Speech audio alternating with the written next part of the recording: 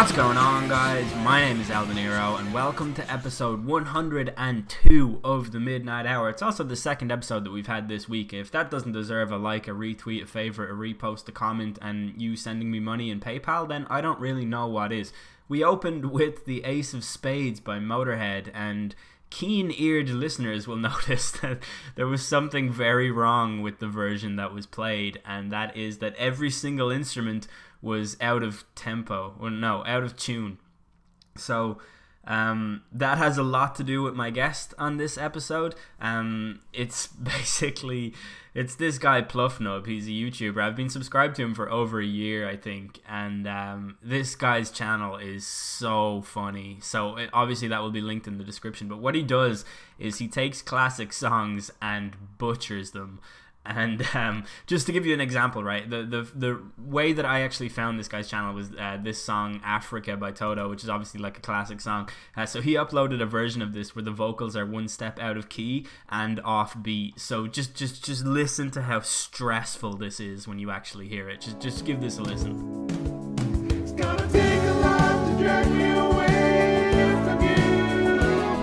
There's nothing that 100 men or more could ever do. I bless the rains down in Africa. Gonna take some time to do the things we never had. Oh, how painful is that to listen to? It's like there's just something not being fulfilled there. It's not quite nails on a chalkboard. It's more like you're looking at something that just is not the way it should be.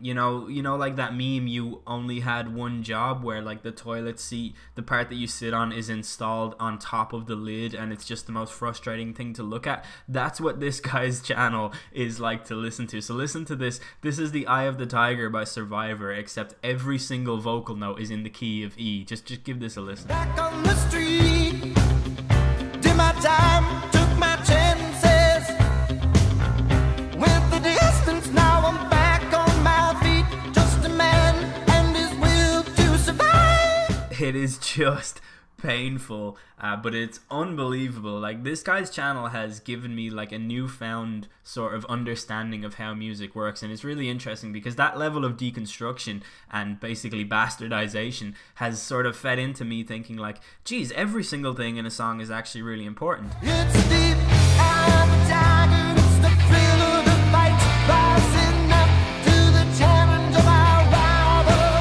and the last known survive. And I've spoken about music several times on the podcast. Most people will know that I'm a huge music fan, but I am basically illiterate when it comes to music. I have no idea how music is created. I have friends who are musicians, and sometimes I sit in on them writing a song, and I just have no idea what they're doing. I've seen my friend write a song and try and find the right note, and I'm like, what the fuck is going, like, what are you doing? Why are you making that noise? Why are you constantly singing like just sing the fucking song? I don't understand why this is a thing that anyone has to do. And that just says, you know, how little I understand about the technical side of music. I'm a really good listener of music, but a terrible creator of it. And through Pluffnub's channel, I actually have like learned to understand a little bit better how music is created and just everything that goes into a song and stuff like that. So it's a super cool channel, and I think it is one of the funniest YouTube channels that I've ever seen. Like, I think he deserves hundreds of thousands of subscribers. So check out his channel. I like, honestly, just go to his channel, click the videos tab, and scroll down. Like, if you're looking for one thing in particular that you should watch, I'd say watch his review of Pink Floyd's Dark Side of the Moon album, and watch his review of Michael Jackson's Thriller, because those are two hilarious videos. And I think anyone who loved my top 5 tweets series and my April Fool's videos and stuff like that, I think that you should definitely check out these two videos by Pluffnub, because the sense of humor is almost exactly the same, and I absolutely love it. So I reached out to him. I asked him if he wanted to appear on the podcast, and he said that he would. And we had, obviously, as you can see from the length, a really long conversation, but it was really good. It was like talking to an old friend, honestly. One of the most relaxed and chilled episodes of this podcast so far, and I really enjoyed it. Now, the second thing I want to mention is the title of this episode is Noise Pollution, and again, keen-eared listeners will know that I wanted to start a separate series called Noise Pollution that was about music. So let's call this episode 0 of Noise Pollution. This will be the prototype, and depending on how this episode goes down, I will venture into further, musical exploratory type episodes, because that's something that I'm really passionate about, but previously when I talk about it, there's like not that much of an appetite for it. So we'll see how this goes. If you guys enjoy this episode, then I'd say you can look forward to me making some other music orientated episodes, because this one is quite heavy on music, and that's not to say that we only talk about music. It's a really long conversation. It springs off into multiple tangents and ramblings and things like that. And, it's just really a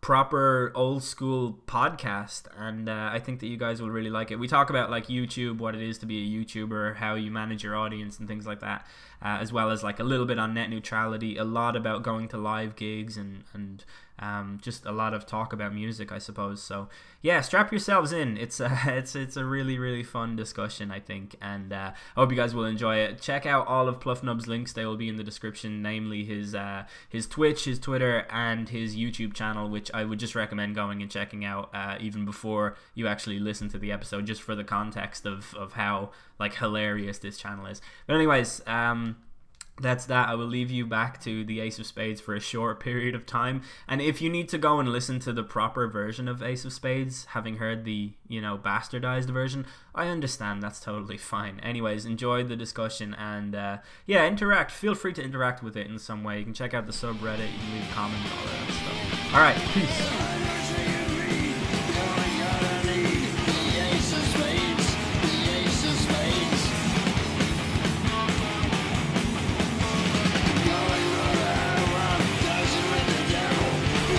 Power in the verse can stop me.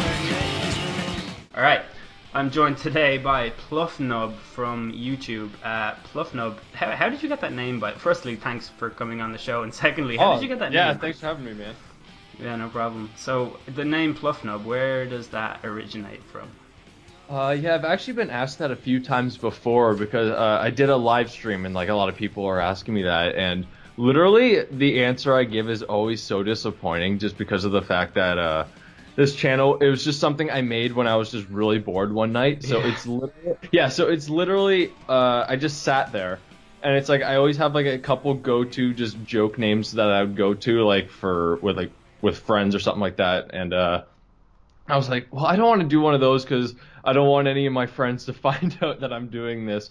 So I just literally sat there and just typed in the first thing that came to mind, and that was it. No way. that is literally the story. I'm gonna be honest, I don't even really like the name that much, but it's just the thing that's stuck now at this point. But yeah, that's the short answer right there. I just made it up on the spot. So it's actually quite a funny name. Like, in a weird way, I feel like it's perfectly fitting of your channel, but I don't know if I would think that if it was any other name as well. You know what I mean? Like, sometimes you see a person and you're like, his name is Craig. It would be really weird if his name was Dennis or something. Yeah, no, it's usually because like it's just so like ridiculous sounding. Like, it doesn't really mean anything, but it sounds like it should. So I know like that's something people have been saying lately. It's just like if there's a version that's just like messed up, it's called like Pluffnubbing something or whatever, which sounds like that could be a term, I guess, but I didn't intend it to be that way. But hey, I'm happy with how it turned out, I guess, in the end. That actually sounds like a great way of describing what your channel does. It's like, it's classic songs, but they're pluffnubbed.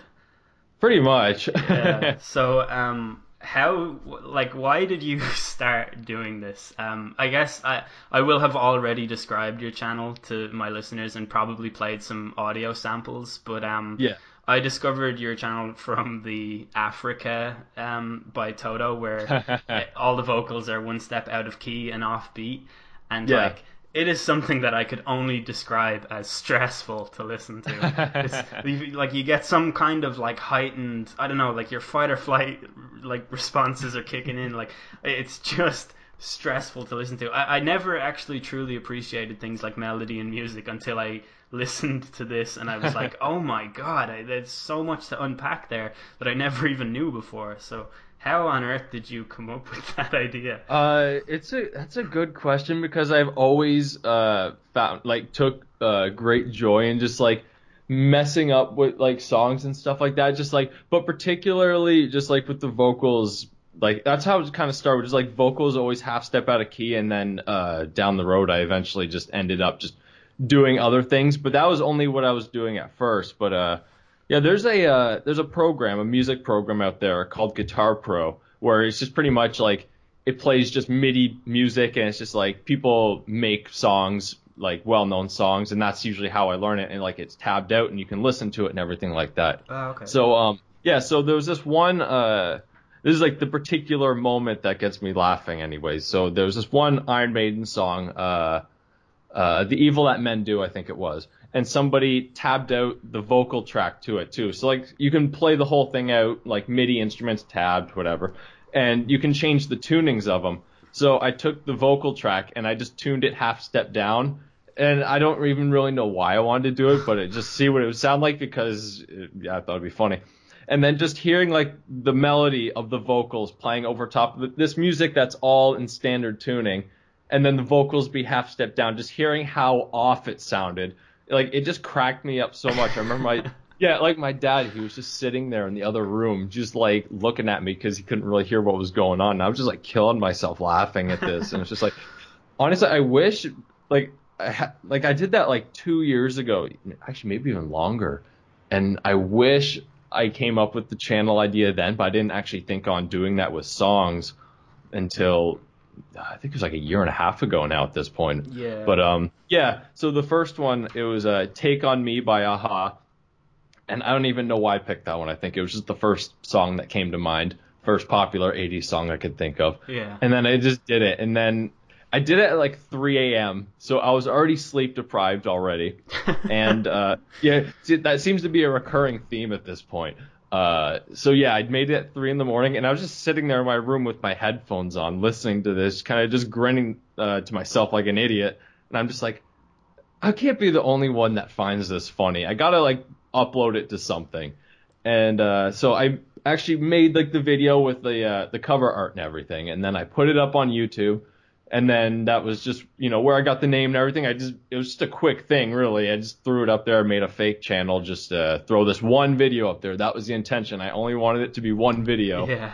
And then after I did that, I think I put it on Reddit. I put it on like 3 different subreddits. I don't even remember what they were anymore. Oh, wow. But then, yeah, and then I went to sleep.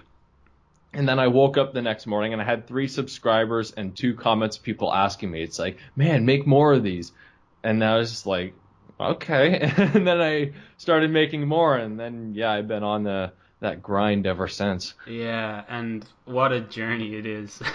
I've been subbed to you since I saw the Africa one by Toto. I don't know what exact. I don't know if because that has like 650,000 views or something now. Yeah, it's the most popular one. Yeah, it's like when I discovered that, it was definitely under 100,000. So I don't know when that would have been, but I guess like sometime in the last year and a half or so. Something like that, yeah. But I hadn't heard that song for years and years. So when I first clicked on it, I don't know what possessed me. I think the reason I clicked on it was because I wasn't sure what it sounded like anyway, and I was like, oh, I'm going to see what this is like. And I actually couldn't tell the difference for like a good few seconds, like probably a shameful amount of seconds. But then it got to the chorus, and I was like, it's always yeah, I mean, it's always the chorus. Yeah, it's the most recognizable part, obviously. But I was listening to it, and I was just like freaking out. And so I was like, this is hilarious, but this is also incredibly annoying and frustrating in ways that I've never actually been able to articulate before. Like it's just it's like those, the "you only had one job" meme. Where where things are just broken because they're broken. Like it's like that listening to it. It's absolutely insane. Well, I always love hearing people's first impressions of it, because there's videos out there of people reacting to that one in particular too. And yeah, like I said, it always just makes me laugh to myself. Just watching other people laugh at it, man, it just. The fact that I see people laughing at something that I'm like had a hand in making, like, maybe 10%, but even still, just the fact that like I uploaded it, and then seeing other people laugh at it, it's just like, oh, that is like, it's such a cool thing to see. Honestly, it Yeah. warms my black little heart. There's a comment that you've pinned to that track that I would like to read. It's from a user I already called. know which one you're talking about. This is the greatest comment that I've ever seen, and I've made some troll videos myself in the past, Yeah. and it is so good to read comments where the person doesn't understand what's happening. Oh, So- it is the best. This comment says, "With all due respect, to massacre a song is beyond plagiarism. It is intellectual destruction, and shame on YouTube to allow this type of bullshit is a bad reflection to the integrity of intellectual property." So that's like a crown, basically. Like, that's an award that you've won. Like, do you know that one comment that's turned into a meme, like a paragraph long comment that somebody posted about Rick and Morty? Yeah, where it's you have to be fair, you have to have a high IQ or something. Yeah, like you that. have to be really smart to understand this thing. Yeah, it's that comment that you just read. That's almost turned into like that meme, just kind of amongst like this small circle here. Because I check my comments like daily, and I see people posting that on other videos all the time. And oh, really? That's awesome. I love it. So I didn't mean for the guy to get roasted that badly. Yeah, because that I actually kind of felt bad for it, because I checked out his channel afterwards, and like there's this one video of him. I think he was a piano player, and he's just jamming along with like a guitar player, and it's like, they sound actually like pretty good, I'd say. And then I see like the like-dislike ratio. And so many people went on his channel and disliked his video, and people were leaving comments. I'm just like, no, I didn't mean for this to happen. That's so funny. Yeah, it's like, this is not what was supposed to go down. It's like, I don't know, a part of me finds it hilarious, but at the same time, I'm just like, that's not what I'm about. I didn't want that, but yeah, it is what it is now. Exactly, yeah. It's a consequence of the type of community that you've cultivated, I suppose. Because I've been looking at, like, your videos, like, obviously over the last while, but there was just the way the comments come in and the way everyone is definitely, like, singing from the same sheet. It's so, like, there's that video you have of It's Green Day, Wake Me Up When September Ends, but I think it's like it's a key or something down, so it's a little bit sadder sounding even. And the comments on that, like, just there's one guy that says it sounds more depressing than it already was, but then the next comment says American Idiot. I just love that. Like, and then another person says, "I do love Grande," and another person, "Sounds like my bipolar depression," or another person who says, "That one cunt with a guitar who thinks he can sing," and then another comment, "This is what gave Billy Joe's dad cancer." Yeah, there's something like when I post like a really ridiculous tweet and people just go along with the joke, it's like the most satisfying thing ever. And when I look in your comment section, it's like the antidote to the frustrating like sensation when you like listen to the music. It's so funny. Like, just everyone's just, all right, guys, it's time that we go and act like this is the most serious thing ever. And I know, I love it so much. I check my comments on a daily basis. I think at this point, I've checked every single comment that's has been posted on a video at some point, because I check it all the time because I love these comments so much. Or like, there's a small, like a very small series of videos I make where it's just like called the Guantanamo Bay version, where it's just like, I think the most notable example. Do you know Funky Town? Yeah, I do. Yeah.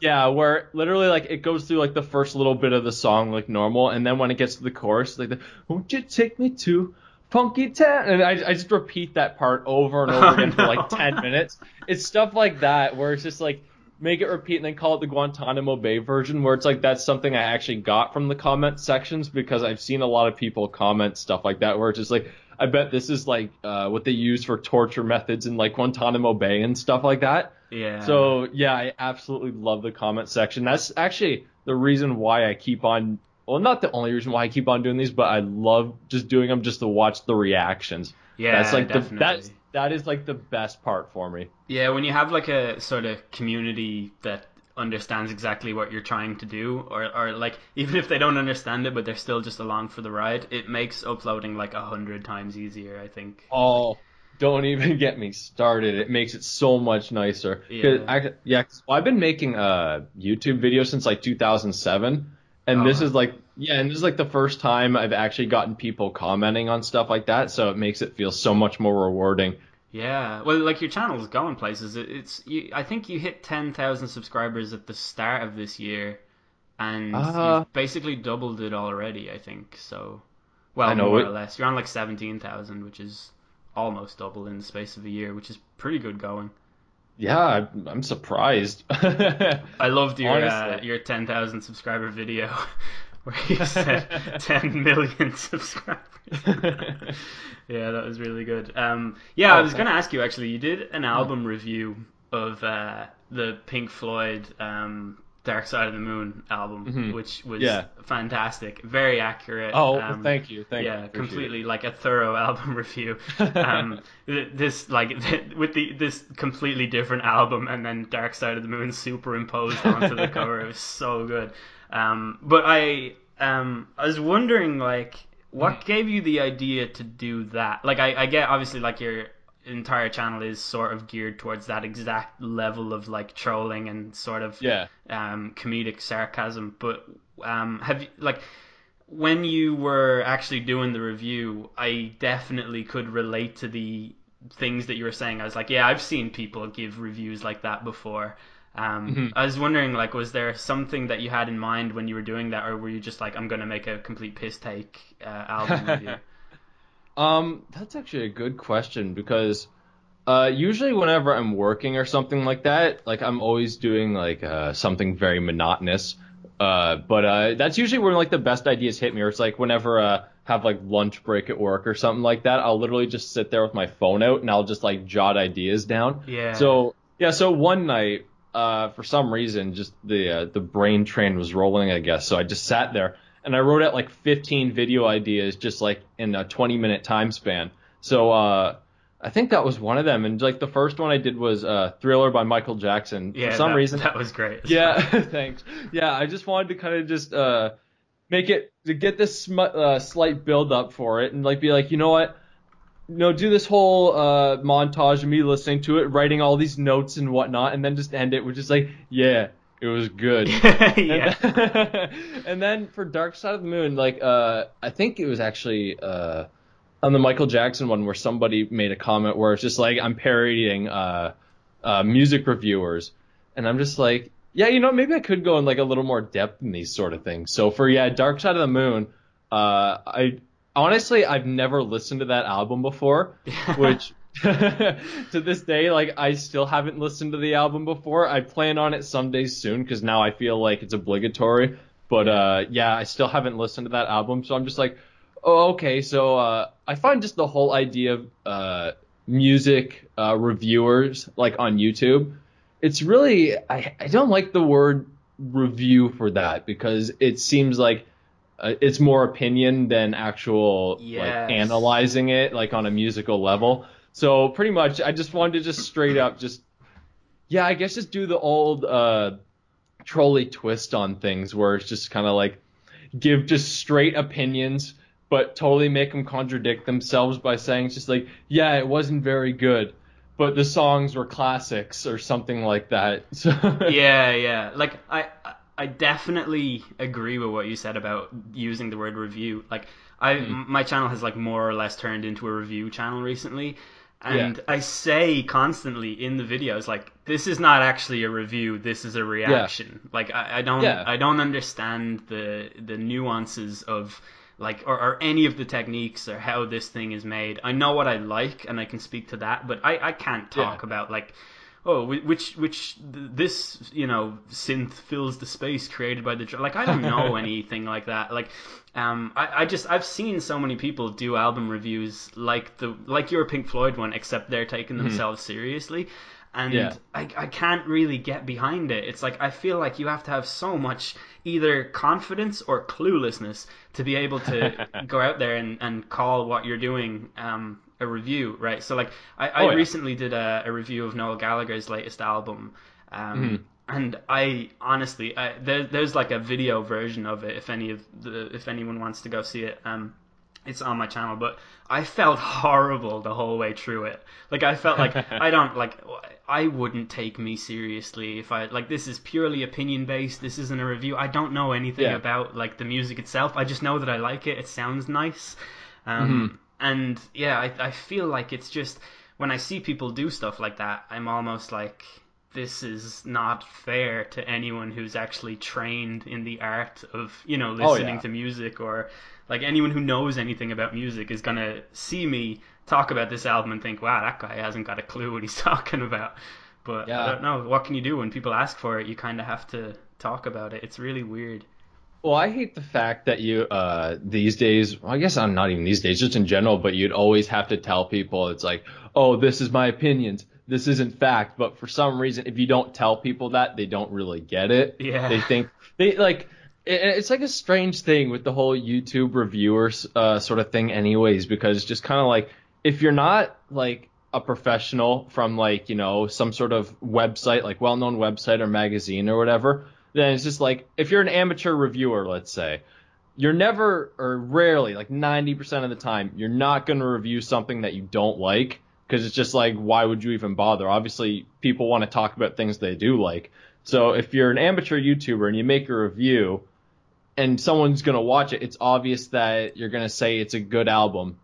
That's pretty much it, because again, why would you talk about something that you don't like, right? Yeah, exactly. It's ultimately like, if you are subscribed to a YouTube music reviewer who isn't actually like trained in journalism or music or anything like that, I feel like you're kind of just doing it to confirm that all of your opinions are correct. You know what I mean? Oh, like, exactly.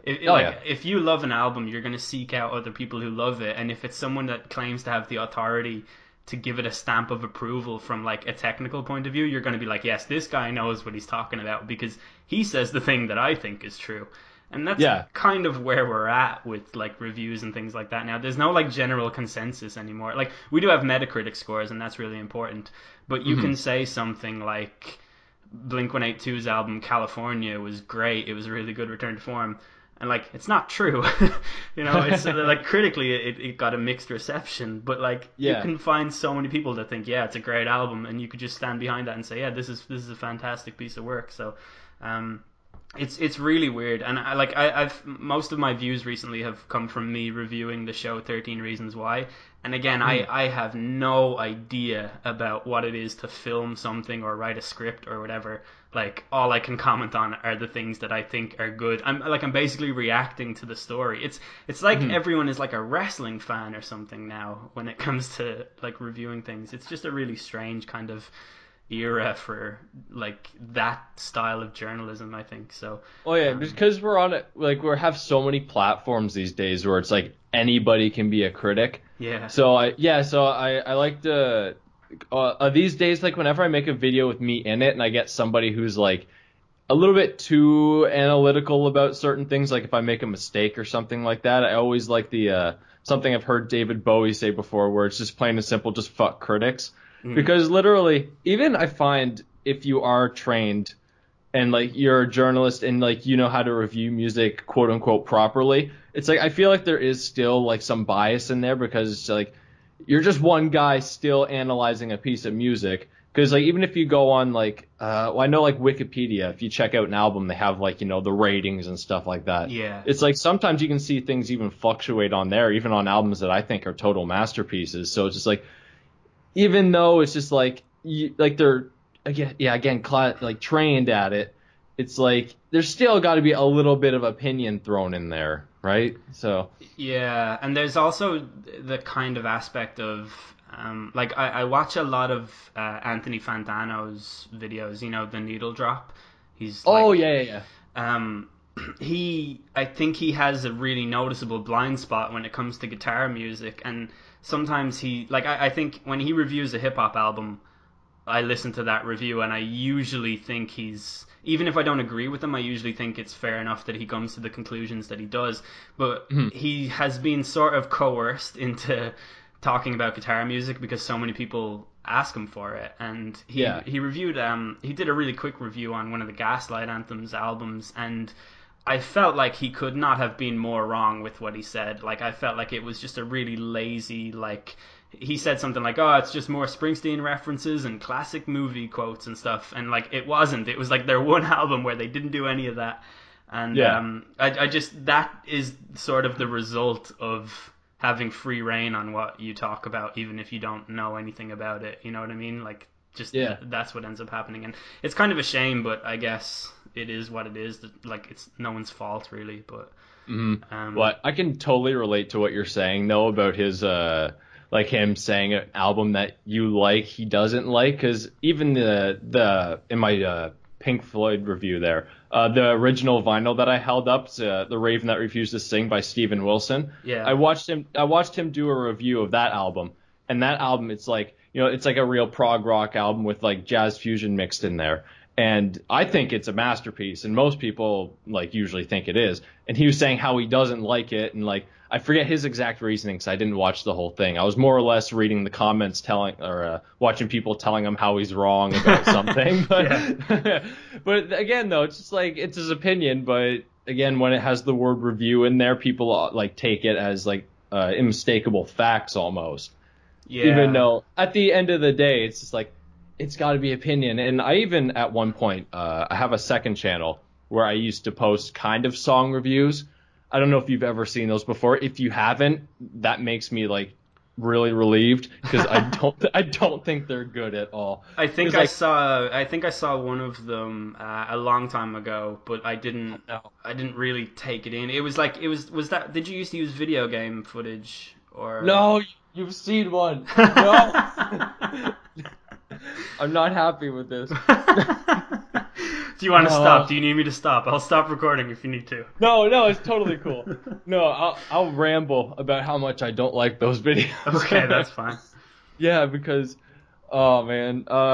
So I remember that was a big thing at the time, because I would always just find a song that was considered really bad, and I wouldn't even write a script, and I would always put it like, I'd put a disclaimer at the beginning of the videos and whatnot, and then just say it's like, you know, this is my opinion, nothing I say is fact, and, you know, most of it's for comedic reasons and blah, blah, blah.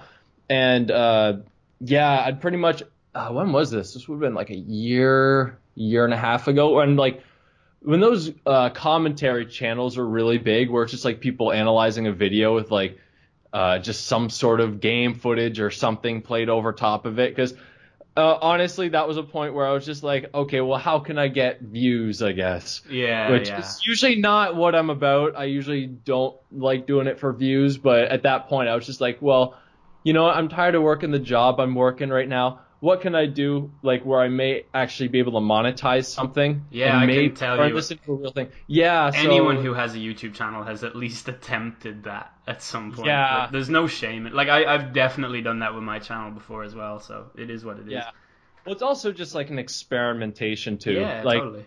It's like you just want to try different things, especially like I've been doing like the song butcherings for so long. It's just like, well, you know, I've always wanted to be able to put myself out there, so it's just like, at that point, I don't think I showed my face on camera or anything like that. So it's just like, I really didn't want to do it with like the gameplay footage over top of it, because then it would make it seem like a Leafy is Here clone, which is something I definitely did not want. Yeah. And I got so many comparisons, but pretty much, that's pretty much how that one went about, because I didn't even write a script or anything. I would literally just press the record button and then just ramble for like a half hour, and then kind of just cut out the parts that I thought were the best.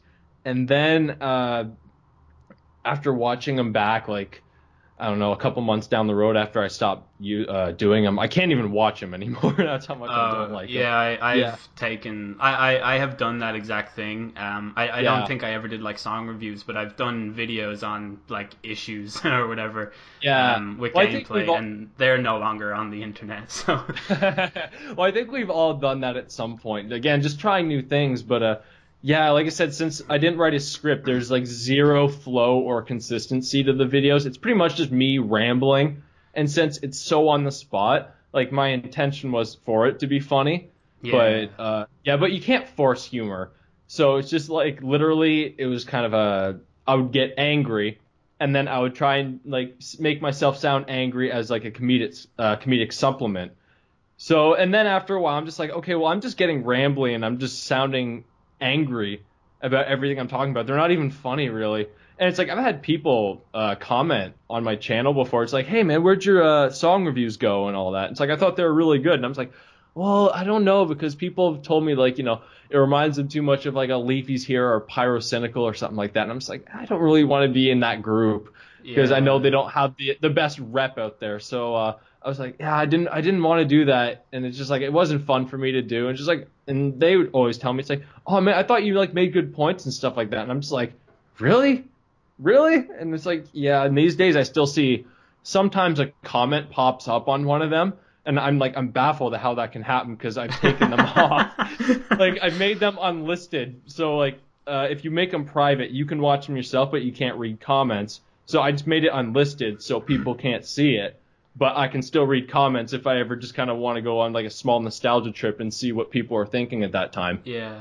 So, yeah, sometimes I'll randomly get a comment on one of those videos and I'm just like, how are you seeing this? Where on, like, what year-old Reddit post did you find? Yeah, I'm so worried that might happen to me. I've left them as unlisted because, like, to some people they do actually hold those videos dear, and like that's fair enough. Yeah. But I would hate if like new people stumbled across them, and it's actually the reason why I started this podcast was because I used to do like I used to play FIFA, the football game. Oh yeah. And I basically would play 1 or 2 matches on it and talk while I played, and these videos ranged anywhere from 20 minutes to an hour. And I just completely fell out of love with the game itself. But people were still like, oh, we want to know your opinions on stuff. So I made that sound as if all of my listeners get together collectively and say, we want this. But, I could tell the appetite. Yeah.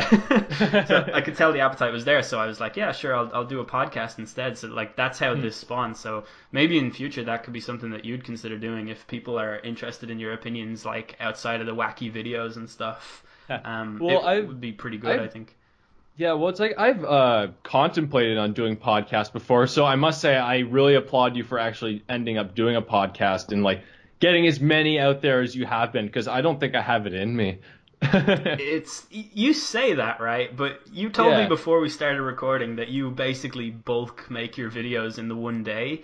And like that is a serious grind. Like that's the one aspect of YouTube that I could never actually maintain myself. Yeah. I reckon there was a time where I was a full-time YouTuber. I think I left my YouTube channel. I abandoned it while I was at the height of like my kind of career in that aspect, and had I kept going, there's no reason it wouldn't be a career for me now. But honestly, just the grind, I just couldn't do it. I wasn't enjoying it. I procrastinate too much, you know what I mean? Yeah. So, I couldn't do it, but well, that's half the reason why I do grind and make videos in bulk nowadays, just because of the fact that I do procrastinate a lot. Yeah. So it's just like if I can sit down and just make like 15 to 20 videos like one day a month, like really just dedicate myself to that. And then it's just like, all right, cool, now I got a month off. And then I'll usually schedule them to go up like one every 2 days or something like that.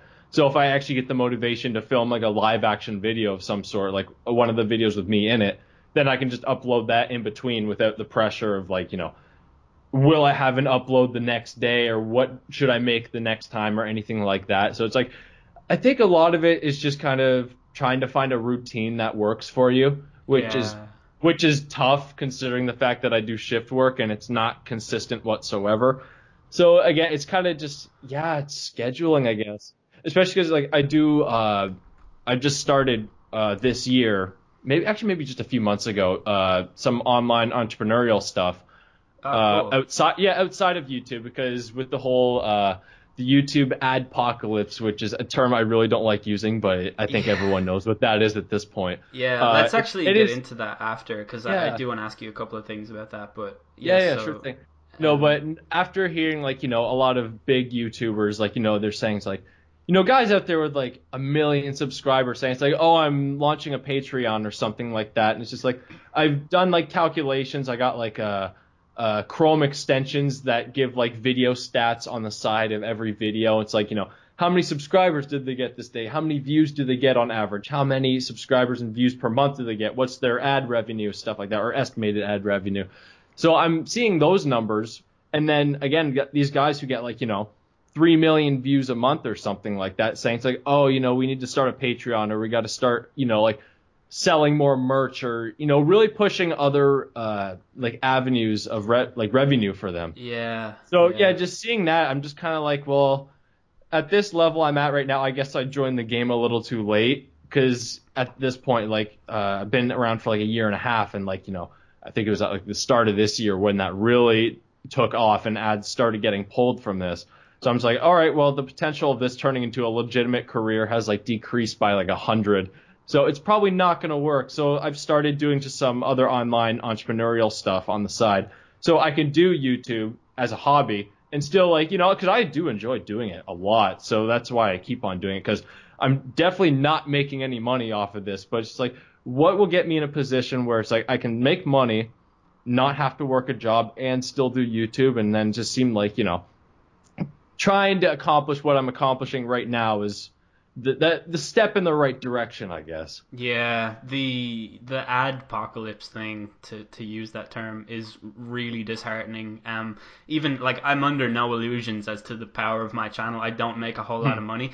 That's not even really the issue to me. The issue is that they deem my videos unsuitable for advertisers before they've even listened to them. Like, I uploaded a video earlier on today. It's not gone live yet, but it's episode 101 of this podcast, and it literally just says the Midnight Hour 101, the future of journalism, and it's unsuitable for advertisers before it's even finished processing. Like, how have they decided that?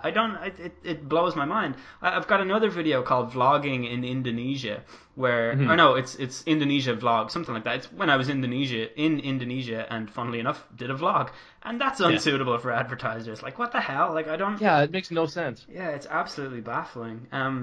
You must run into trouble with copyright protection, I assume. Oh yes. Okay, yeah, I thought that might happen. Yeah, because at the very start, maybe like within my first 3 months or something like that, I ran into like a lot of copyright problems, because like these days I get like ID claims and stuff like that, which are harmless. Yeah. It's just like, the record labels who own these songs, they make money off of the views I get, and it's like, that's fine, no problem. But before that, my channel was like eligible for monetization. It's permanently disabled now, by the way, so any chance of me making any money at all is dead. Jeez, so really? Yeah, they hit me hard. So there was a point where it was monetizable, and I uploaded some videos, and I figured out like I did what I do to them, blah blah blah, and then I used to add the music video along with the song too. Oh, and, yeah, that's a big no-no, yeah. Yeah, I didn't know that. So at the time, I uploaded, I think what was it? It was Staying Alive by the Bee Gees and Careless Whisper. And then, I uploaded those like back to back. And then I found out, I thought it was just like, oh, they're blocked worldwide, but you're not in trouble or anything like that. That's what I thought it was. Yeah. And then I checked my channel standing, and then it said I had 2 copyright strikes. They didn't even notify me. So I'm just like, all right, thanks, YouTube. So, and then, if I had one more, the whole channel would have been gone. My monetization was disabled, and it's still disabled to this day. So, at that point, I was just like, okay, well, how can I make this okay? Like, what can I change to get them, take these strikes away and, like, remove the possibility of getting any more? Because it had good momentum at the very beginning. Yeah. So, I didn't want to lose it. So I was just like, okay, well, what can I do to put me on good standing? So one of the things I read was, upload original content that you can totally monetize, and then, it's a push in the right direction to get you, like, back where you want to be. So I stopped doing what I'm doing right now completely. And if you weren't around during this part, I'd be even more grateful for this. Because I started doing Let's Plays by myself, and I don't think they're good. I've had people tell me, it's like, oh yeah, you're not bad at it, but I'm just like, I don't know, I watch myself, and I'm just like, I just sit there and ramble. Like, there's no real, again, no flow to it, nothing. It's just like me sitting there rambling, and then I think at that point I had like maybe 1,000 subs or something like that. Oh, okay. So, yeah, and when I'd upload a video, I would just kind of like step away from YouTube, and then like an hour later I'd go on it just to see what people think of it. And there's not even 10 views on the video. I'm just like, okay, something's gone wrong here. Yeah, that's so disheartening when that happens. Oh, it is. Yeah. I think when it comes to like, I can totally relate to the way that you're not comfortable with your videos from the past. Like I'm the exact same way. It's really important to like not view yourself as though you are your own editor or something like that. But it's I don't know. Like I used to want to be a writer, and I swear to fucking Christ, I cannot read. I've written a lot of stuff, and they're all in some file, some folder on a hard drive, and I will never go in there. I would need to be having a really, really dark day to go and read like some of the stuff that I've written, and like it's awful. It's just so I don't know what that is, what that compulsion is, but it takes me back to those people who upload those reviews who know nothing about music or whatever. Yeah. It's like I wish I had that. Like whatever they have that makes them not able to view themselves in that way, like that's what I need. Like there are so many bands that have that and have made a career like without ever having a moment of introspection. Like, yeah, really, it's insane. It really is. Like that. You actually improved this somehow, but you know The Sound of Silence by Disturbed. Oh, so like. I cannot believe so when I was like 11 or 12 I really loved Disturbed. I am a new metal apologist. Like that's the thing that's I'm gonna be running for Senate someday, and they're gonna find out that I listened to new metal as a kid, and it's gonna ruin my whole campaign. But I was like super into it, and I was telling everyone to listen to Disturbed, and like they're so good. Check out their cover of Land of Confusion, it's amazing. And then I grew up and I was like, actually no, like this was good at the time. But now I see why this is not actually good music. And all the people who laughed at me for listening to Disturbed are now the same people that are coming to me saying, hey, check out this cover of The Sound of Silence. And I'm like, what's wrong with you? How is this happening? Am I living in some weird like parallel universe? This makes no sense to me whatsoever. Yeah, well, I think that just comes with people when they eventually kind of grow up a little bit, because I know I had the exact same thing like back in even like public school. I would go to school wearing like Slipknot shirts and whatnot, and people would make fun of me relentlessly for it. And nowadays people are just saying just like, oh, you know, even the people that aren't big metal fans, they're just kind of like, oh, well, you know, that, you know, Slipknot's got a couple good songs that I like and blah, blah, blah. It's just kind of people open up a little bit more and get a little bit judgmental and realize that, you know, we're all individuals with different tastes and stuff like that. Because like I am not like a rap or hip hop fan like at all. But, you know, if somebody else does, it's just like, it's not a big deal. It's like, again, different opinion. Yeah, totally. It's more just being a new metal kid in school was basically like, you're basically signing a social contract there to never be invited to anyone's house. Like you're basically like just signing away a lot of social privileges that a normal child would have. I don't know if that was the same in Canada. Like I sort of get the feeling it's actually cooler to listen to heavier music in North America. I don't know. I get that really from movies and stuff, but what's that like over there? Well, in school, if you were just to make it pretty general, like what would it be like? I mean, it was not. There was probably 2 other people in my entire year that listened to the same type of music I did, and I feel like if you listen to that kind of music, it becomes a stronger part of your identity somehow. Because you don't really identify with pop music, right? Like no one's going to wear a Kesha t-shirt to school or that kind of thing. But when you're into metal music, obviously it speaks to you on some different level because you're actually going to chase it. You're going beyond what the radio airways are telling you, and you're going straight for like the black hoodies and the skateboards and all of that. So I guess it's tied down to your identity, and that ultimately puts you into a separate box in school. So in my school, definitely I was a little bit of an outcast because of that. Like it's not to say I was wildly unpopular, but I would have never been accepted in the most popular groups because they were like, oh, that guy's a hippie. He's got long hair and listens to, you know, Mudvayne and stuff like that. So that's kind of where you get put in. Is it the same in Canada? Or? Actually, yeah, I'd say it is pretty similar, to be honest, because like, Yeah, over here, like even looking at myself, it's just like I wear a band shirt every single day. Like I'm wearing a Trivium sweater right now. I was going to And mention that. Every video with you in it, you're wearing a yeah, I different know. metal t-shirt. It's actually I know. amazing. That is my entire wardrobe, man.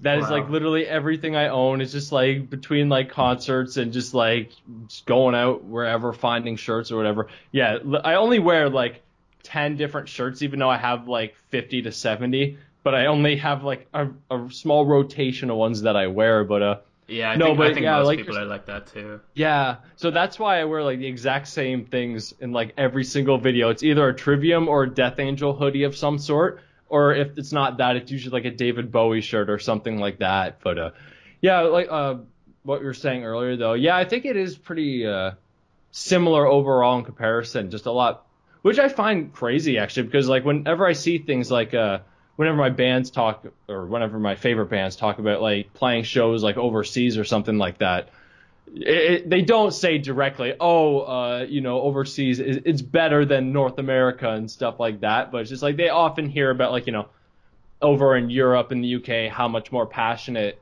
like they are about music in general Yeah. than North Americans. And even if you watch like concert videos and stuff like that people just upload from YouTube, like it's kind of strange to say, oh, I watched a phone recording and I can see not as many people are recording with their phones over there, Yeah. opposed to like someone playing a show in the States where everyone has like their iPads up or something like that. So Dude, I swear to God, I'm actually wearing a band t-shirt right now of a Canadian band called Our Lady Peace. You probably oh, know okay, them. yeah, I've heard of them. So they're like my favorite band of all time, possibly. And Yeah. I am lucky enough to be probably one of the only Irish people in the world that's seen them live twice. Oh, Because really? they came to. I used to live in London, and they came to London, and I saw them twice. Once on Canada Day in Leicester Square in London city centre, and then another time at a small venue, and it was awesome. Like I love them; they're amazing. And I really like love Canada. I love looking at pictures of Canada. I've got relatives in Canada. I've never actually been, but I feel a strong sense of affinity with the country. Yeah. I listen to a lot of Canadian music and stuff like that. Like sometimes I put Canadian radio stations on. Like it's a weird thing I do, but Yeah. I was gonna go see Our Lady Peace on one of their most recent tours, and I was looking at the venues they were playing, and every single venue they played is seated, and it's like, Yeah. what? I'm not gonna sit at a concert, but like that is Yeah. absolutely insane to me. That like where people usually stand right in front of the stage, it's seats, it's lined with seats. That Yeah. blows my mind. That can't lead to a good atmosphere, surely. Well, it's like I don't know. I find definitely it's harder for the band too, because it's definitely one of those things where it's just like a band feeds off the crowd and the crowd feeds off the band almost. Yeah. So it's like how can a band go on stage and have energy if like everyone in the crowd can't move? They kind Yeah. of just stand there and watch or something like that. Maybe like bob their head a little bit, but like it looks very strange going all out and like headbang or something if you're in seats or whatever. But I find it funny though, because there was this one time I was at a Slipknot show, and I'm not even ever gonna dare go down into like the mosh pit of a Slipknot show. Yeah, that would be hardcore. I'm a weak and fragile man, and I'll get destroyed. I So, nearly died in a Blink-182 mosh pit. There's no way Oh, I'm really? going to Slipknot. Well, it's even Blink 182 though. It's like they have high energy though, and I imagine the fans are super passionate, so I can still see it, like despite the difference in aggression. But Yeah. So when we went to go see Slipknot, we're still in the stands, like quite a ways back, but I still saw people trying to crowd surf in like the seated area. Oh my and there's like God. this, yeah, and like there's one guy who's like dressed up as one of the members, like as a clown, and he's like trying to get people to crowd surf him, and then like there's not enough space, or there's too much space in between the people, so they couldn't really move him properly. They dropped the guy. He hits his head off one of the seats and falls on the concrete, and I'm Oh, just like, dear. oh man, like a part of me feels bad, but at the same time, I'm just like, what'd you expect, honestly? Or there's the guys too who I see trying to crowd surf too, and they stand on the people's heads. I'm just like, come on, are you serious? It's like, it's not about hurting people. It's about having a good time. Why can't we all just, it's okay if you want to get a little crazy, but just like at least be considerate of others. Yeah. That's my biggest pet peeve with concerts, I find. That's like for some reason that strikes me as funny because you're like clearly such a dedicated metal fan, and you've got all these metal t-shirts and all, but you're like, come on, guys, we gotta show Oh some. no, because I'm like the biggest wuss of a metal fan ever. Because like I remember I was with my dad and brother and we were gonna go see Slayer one time, and there's like, are we allowed to swear on here? Absolutely. Okay, sweet. Yeah, so we're in line waiting to go see Slayer. You're like, one of the biggest thrash metal bands on the planet, and there's people in line yelling just like fucking Slayer, and then I'm just standing there. I'm just like, please shut up. Just don't.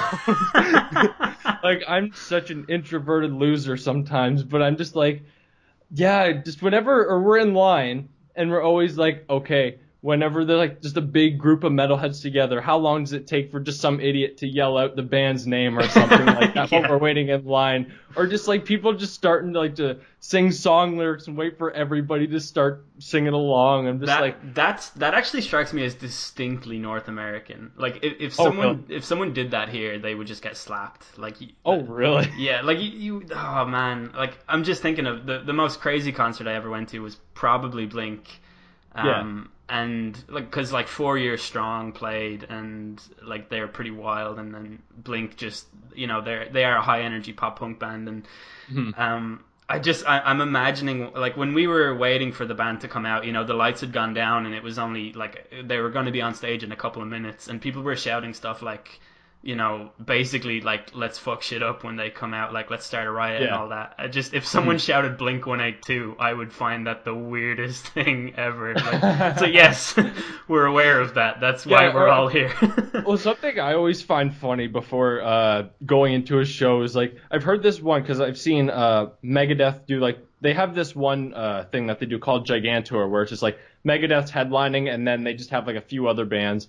It's basically just a regular tour, but like most of the bands are pretty well known. Yeah. But then just waiting in line, most people are there just to see Megadeth and whoever else is playing.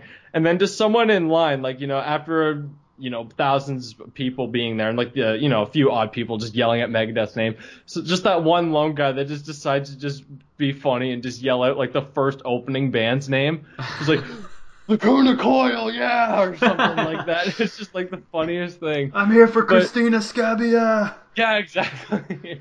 No, I find that interesting though, how you say just like you'd think if somebody just shouted out a band name, though, they'd get slapped over there. There's a lot of things like that I feel are very sort of like almost just actually American to do, where it's like they're very I don't know, it's like a collective like we're all having fun type thing, whereas I don't know, in Ireland especially, people are just not like that. It's we have like a much more sort of cynical outlook on stuff like that, I think. Like I'd imagine most people are sitting there like thinking to themselves like, everyone else in this crowd is kind of annoying, and I don't know, I feel like just the intensity levels are so much more heightened because of the national psyche that we have. Like I'm not one of those people that I'm definitely not a nationalist or anything. I don't care about being Irish. Like it means nothing to me. It's just a matter of where I was born. But it's, I think, observably true that Irish fans, when it comes to concerts, are the most passionate, at least in terms of countries in the West or English-speaking countries, because I know that in South America, those fans are absolutely nuts as well. They're probably the loudest. Irish fans, I think, interact with the crowd in such a different way. Like, I went to see, I've seen the Gaslight Anthem every single time they've ever played on Irish soil, and when it comes to the crowd interaction, it's like an actual conversation. It's like people don't shout out the names of songs, or like they don't shout stuff like that. Like no one is going to go and say Freebird or any of that. It's all just they'll say something and someone will come up with some really witty response to it, and it'll become a back and forth between the crowd and the audience, between the audience and the performer. And I think that just enhances the atmosphere because everyone is all of a sudden having a really good time, like collectively. Like it sort of happens really organically. Whereas I get the sense that in America it's more almost like mandatory fun in a way, and not through any like purposeful way. It's just we're going to a concert, we're all gonna have fun. You know what I mean?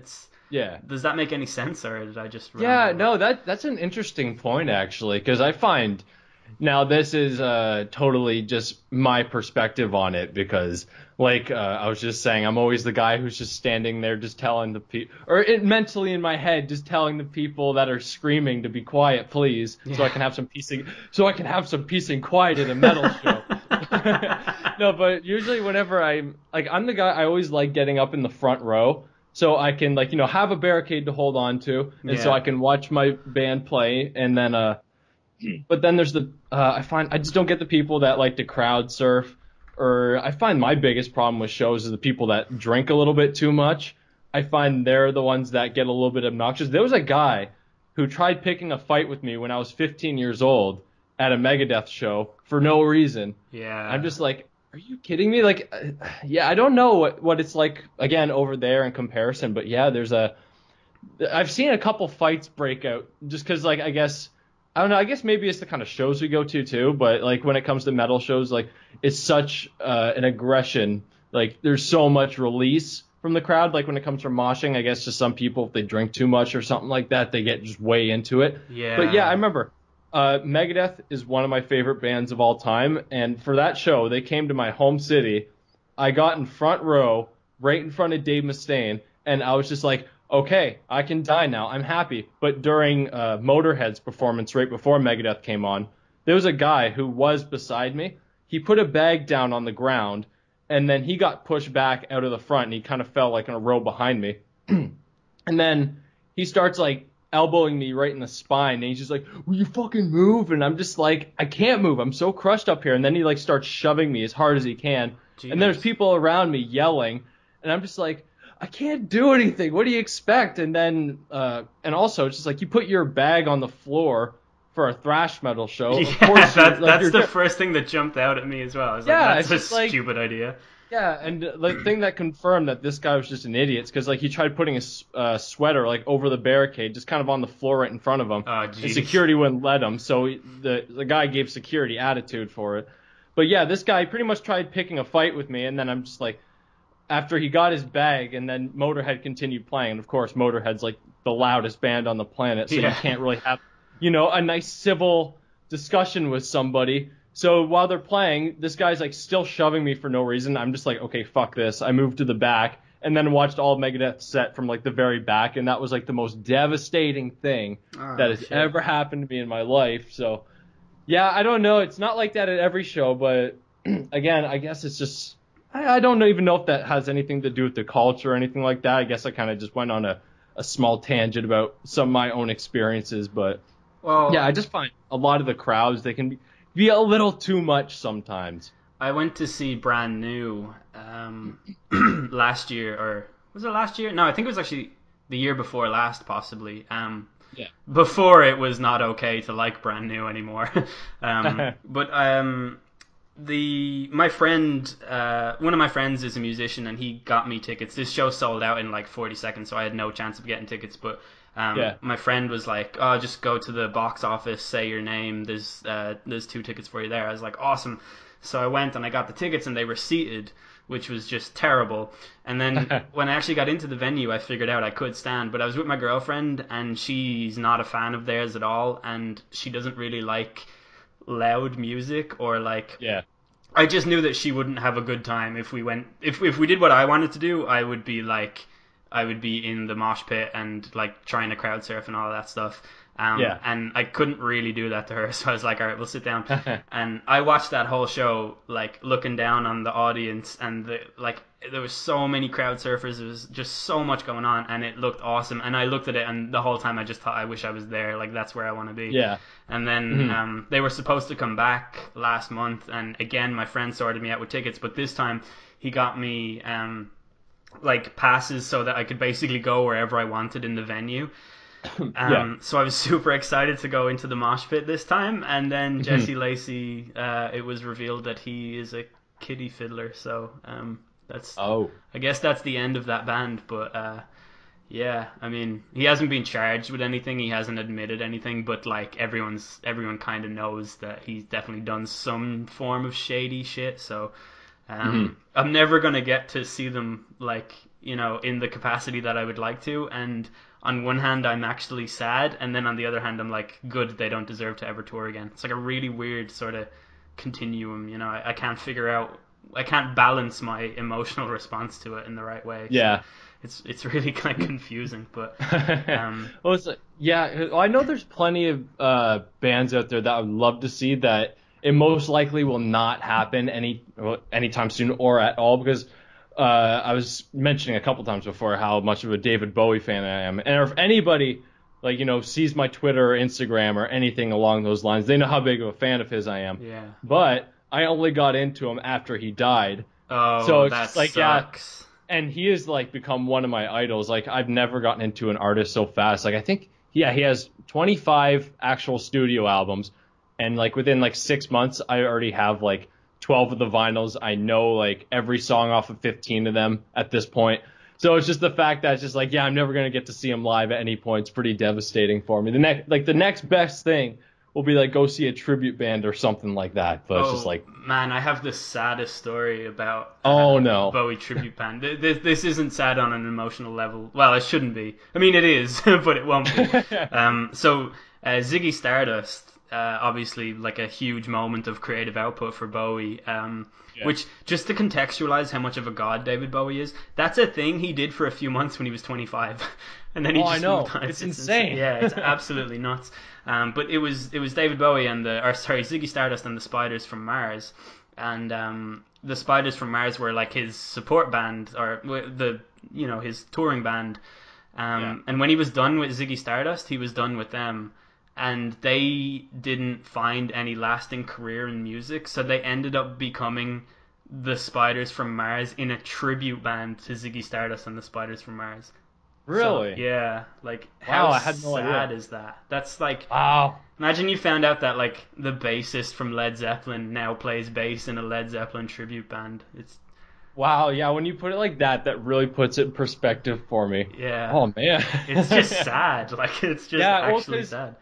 Well, especially knowing how critically acclaimed, that album in particular is, knowing that it's just, as much as I love Bowie, I think a lot, his musicians didn't get enough credit. Yeah. So it's just the fact knowing that it's just oh, man, these guys didn't even really get anywhere else after that. They kind of stayed stuck there for a while. It's just oh, that is so upsetting. Yeah. I really couldn't imagine writing. Well, I don't even know how much the band wrote for him, but contributing so much to a project for somebody, and then once you're not a part of it anymore, that's something that you're kind of stuck in forever. Yeah. I have a hard time wrapping my head around that concept. I couldn't do it. Yeah, it's you have to constantly reinvent yourself. It's the stars with the most longevity have all reinvented themselves at different times, like Bob Dylan, Bowie, Madonna, people like that. They go through phases of different levels of creative output. It's quite interesting. Even someone like Rihanna, who has had I don't know 37 albums in the last 7 years, but each one is a slightly different variation of her. It's I don't know, I find stuff like that to be quite interesting when you're looking at what a person's actually creating, how much goes into it and stuff. Well, that's usually my favorite kind of artists out there, the ones that don't do the same thing twice. Yeah. Which I find, actually, I have because I try writing a lot of music myself too, but I haven't even really started a music career yet. I really don't count this channel as a start of a music career, but I write a lot of stuff, but I haven't even started yet. But I'm already having an identity crisis because I want to write something in whatever I just listened to almost. Yeah. So I got again, that one program I mentioned at the very beginning, Guitar Pro, where it's you can pretty much make your own songs, tab it out, and then listen to it back almost.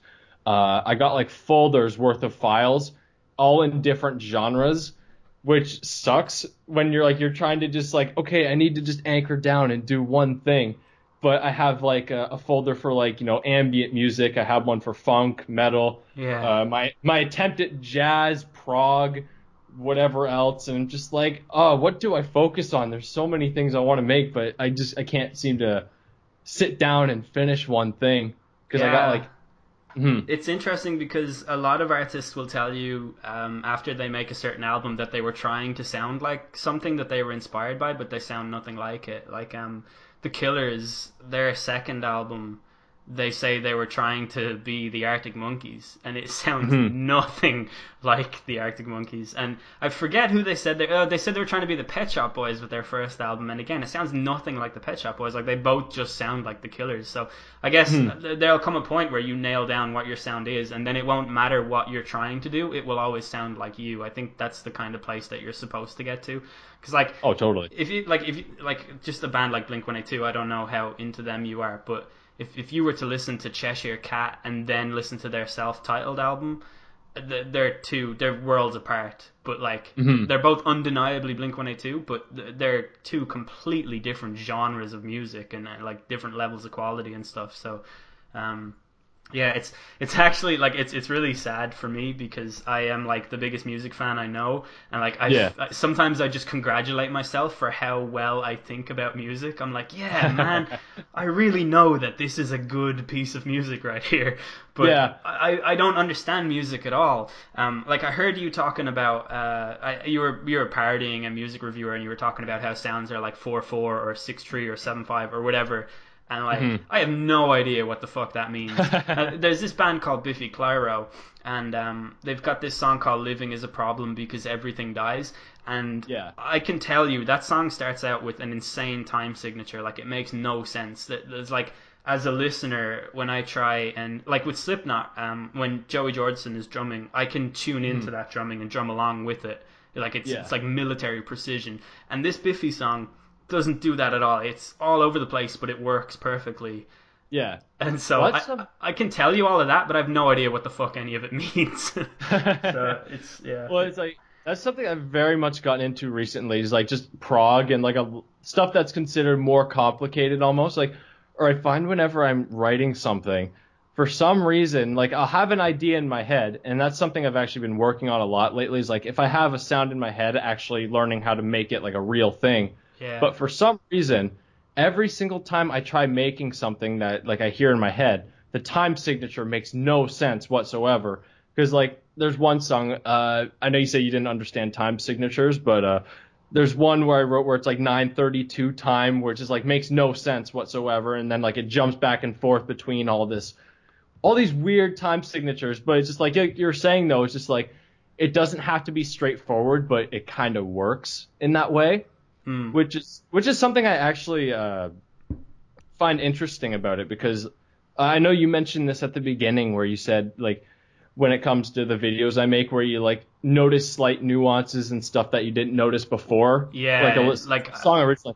The way it makes me think about I've actually changed the way I think about music, because when your videos like as frustrating as they are, like they basically just deconstruct the sound, and it makes me think like, geez, like this one thing is actually really important, because when you turn that off, it sounds like this. You know what I mean? Well, that's something I actually find like very interesting though, because I went to music school for like a very short time. I dropped out of it because the teachers there, it wasn't good. It was not good. Okay, but something I did learn though about it's just weird because like technically there is no right or wrong way for it to be done, like technically speaking, or like when it comes to learning theory, it's just like that's one thing I don't like about it, because they're very much like, okay, here are the rules, this is how music goes, you can't break the rules or anything like that. And it's like I pretty much took nothing out of that, because everything I do doesn't really follow any rules. If it sounds good to me, it is. But something I found cool though, it's just like how we were used to hearing things, because we're used to hearing like harmonies that we're used to and like to us sound nice, like in any pop song, like with vocal layering and stuff like that, like it all sounds really good together. But then if you listen to, again, even like my channel for example, if you listen to something that's like a semitone off, it sounds awful. But like in reality, is like, is it really awful, or is that just because like what we're trained to think is awful, almost like what we're genetically meant to feel is wrong? And even like I know one of my teachers, like we had like a history music class, and like he played like just a nice major chord. It's like, oh, does that sound nice to everybody? And everyone's just like, yeah, it sounds really nice. And he's like, how about this? Just play some really weird not so pretty sounding chord. And then he's just like, yeah, most people raise their hand saying, it's like, yeah, that sounds awful. And it's like, well, this was common at this era of time. And I'm just like, really? That's so interesting. Because, yeah, something so bad would sound like normal to them. But us, like in our musical world, like of our modern age, where everything kind of has its structure and it works the way it does, it's just like, I guess since we hear it so much since birth, it's just like that's just what sounds right to us without even knowing it. Yeah, it's a weird thing. It is, like, even like in like hardcore bands or like post-hardcore, like I still find that I'm rooting out the melody in them. No matter, like Bring Me the Horizon, like the reason why I can listen to their last like 2 or 3 albums is because they're a lot more melodic than definitely their first 2 albums, which to me just sound like an electric drill. It's like like I hear it and I'm just like, there's no need for music to sound like this. Even though if someone were to tell me that exact sentence, I'd get defensive. I'd be I know. It's so weird. Like, just the lengths I will go to defend sounds that I don't even like just blows my mind sometimes. But it's true. Like, music now is more refined than it ever has been. Like, you've got like Nickelback and Coldplay are 2 bands who have basically boiled pop music down to a science, where it's like they're literally like exploiting the way your brain thinks about music to get you to like it. Like, it's like that sinister. And it's a strange thing. It is. It's really weird. Like, the especially weird thing about Nickelback is that, like, Chad Kroeger is just such an identity crisis of a man that he's just like he still maintains that they're like the most diverse band on the planet, and that like they play metal songs and stuff. It's like, dude, like, come on, like, just, you've admitted so many times that you're just writing exploitative pop music. Like, why don't you just embrace that? And yeah, what a weird man. Yeah, I don't know. I find they do get a little bit too much hate, though, because I find, for the most part, the people that say Nickelback sucks don't know any more than, like, 5 songs. Which, and I'm saying this from, like, the perspective of a guy that doesn't like Nickelback either, but I won't, like, go ahead and just, like, ramble about how bad they are. Like, it's almost turned into a meme at this point, just to make fun of Nickelback. Yeah, I do hate when that happens to something and something becomes the benchmark and it just becomes the most obvious thing. Like, Waterworld is the worst movie ever made. Like, people always say that, and it's just not. It's definitely not. Nickelback are like the one thing I make an exception for. Like, I think they actually deserve their place where they are, because in spite of the fact that everyone hates them, like, they're still selling out arenas all the time, and like, so it's sort of like, it's not only that, like, they are actually genuinely everything that everyone says about them. Like, they're pretty much the prototypical, you know, the embodiment of, we write music to sell records. And we're pretending that we don't. It's just like it's never been more observable in a band, I don't think. And I think that's why it's all the hate is pinpointed at Nickelback. Like, I would agree. I think Coldplay deserve a lot of the hate. To be honest, I'd be happier if it were spread out towards them a little bit more. I'm not a big Coldplay fan, so yeah, I kind of, you know, earlier you were talking about like how you, on those song reviews you did where you put in a disclaimer and stuff, like, so a pro tip from me is just don't do that. You should say your opinion like it's fact. I do it all the time. Like, if anyone ever asks me my opinion on Bohemian Rhapsody, I'll tell you why it's the worst fucking song ever made. And that's a fact that I've come up with. That's another song that you actually improved. I much prefer your version of it. God. You know what is the funniest thing, though? Because I know you and I were talking before we started recording that I used to work, like, I work midnights, but I used to work days. And, you know, I just work like a part-time grocery store job, nothing fancy whatsoever. But it's always so funny hearing a song that I butchered over the PA. Because I'm just like, Bohemian Rhapsody was actually a decent example. I was just like walking around doing my job in front of customers, and then I hear Bohemian Rhapsody on the radio, and then all I can think of is my version of it, and then I'm just sitting there or just laughing to myself like an idiot in public at nothing. And that's and so that just makes funny, me it makes me look like a crazy person. Yeah. But I feel like I like Bohemian Rhapsody, but I feel like it's been a little bit overplayed at this point. Like, everyone's been praising it as like the best song of all time for like what 40 years now or something like that. Yeah, it's sickly to me. I don't understand it. What is it you don't like about it? So the part where it's like, I actually really like the bridge where it does the do do do do do do do do do do do. Like that's really good. Yeah. I absolutely hate the he's just a poor boy, like that part. I hate that. I hate the Biz Yeah. Miller part. You know what it is? I hate the flamboyancy of it because it's just it's too sweet. It's like, I don't know. It's like biting into a huge piece of toffee or something. It's just too sickly. And like, I like the rock and roll bits. Queen actually have a lot of rock and roll songs that I like. I actually think they did that really well, but I don't know, I can't stand the high pitched sort of opera-esque, like it's also just really camp, and there's nothing wrong with that. It's just I don't like hearing like the sound of just really camp opera music when it's embedded in a like semi rock song. I don't know, it's just, to me it's all over the place and it's a mess, and I understand that that's why it's a masterpiece. Like, I completely get what it is that people like about it, and I know that scientifically it is the greatest song ever because it hits so many different parts of the brain and all, but honestly it sounds like just the most frustrating listening experience ever for me, and I can't properly articulate as to why, but it's really just that it's too sweet.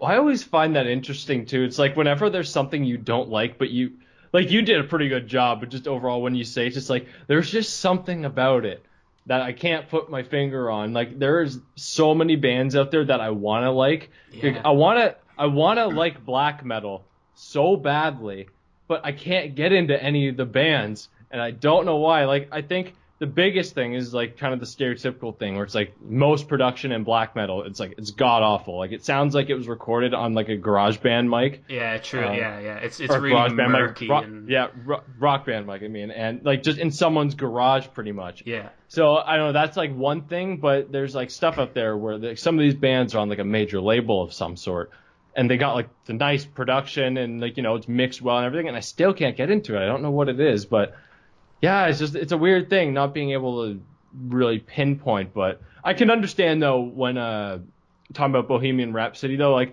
it's not my favorite song on the planet. I do like it, and I understand why people consider it like, you know, it should be the national anthem of the world or something like that.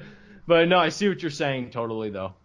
Yeah, I don't know. It just frustrates me. But I definitely have always had like an anti mentality, like an anti whatever is the most popular thing, and I think on some level I'm just being difficult about it. But at the same time, when I can analyze that observation, but I can't actually do anything to alter it. I will not like that song. There's nothing that can be done to change it. But the rock and roll bit is super cool, and like that's a thing that Queen did really well. I do think that they're the most overrated band ever, but that's sort of a separate deal, I think.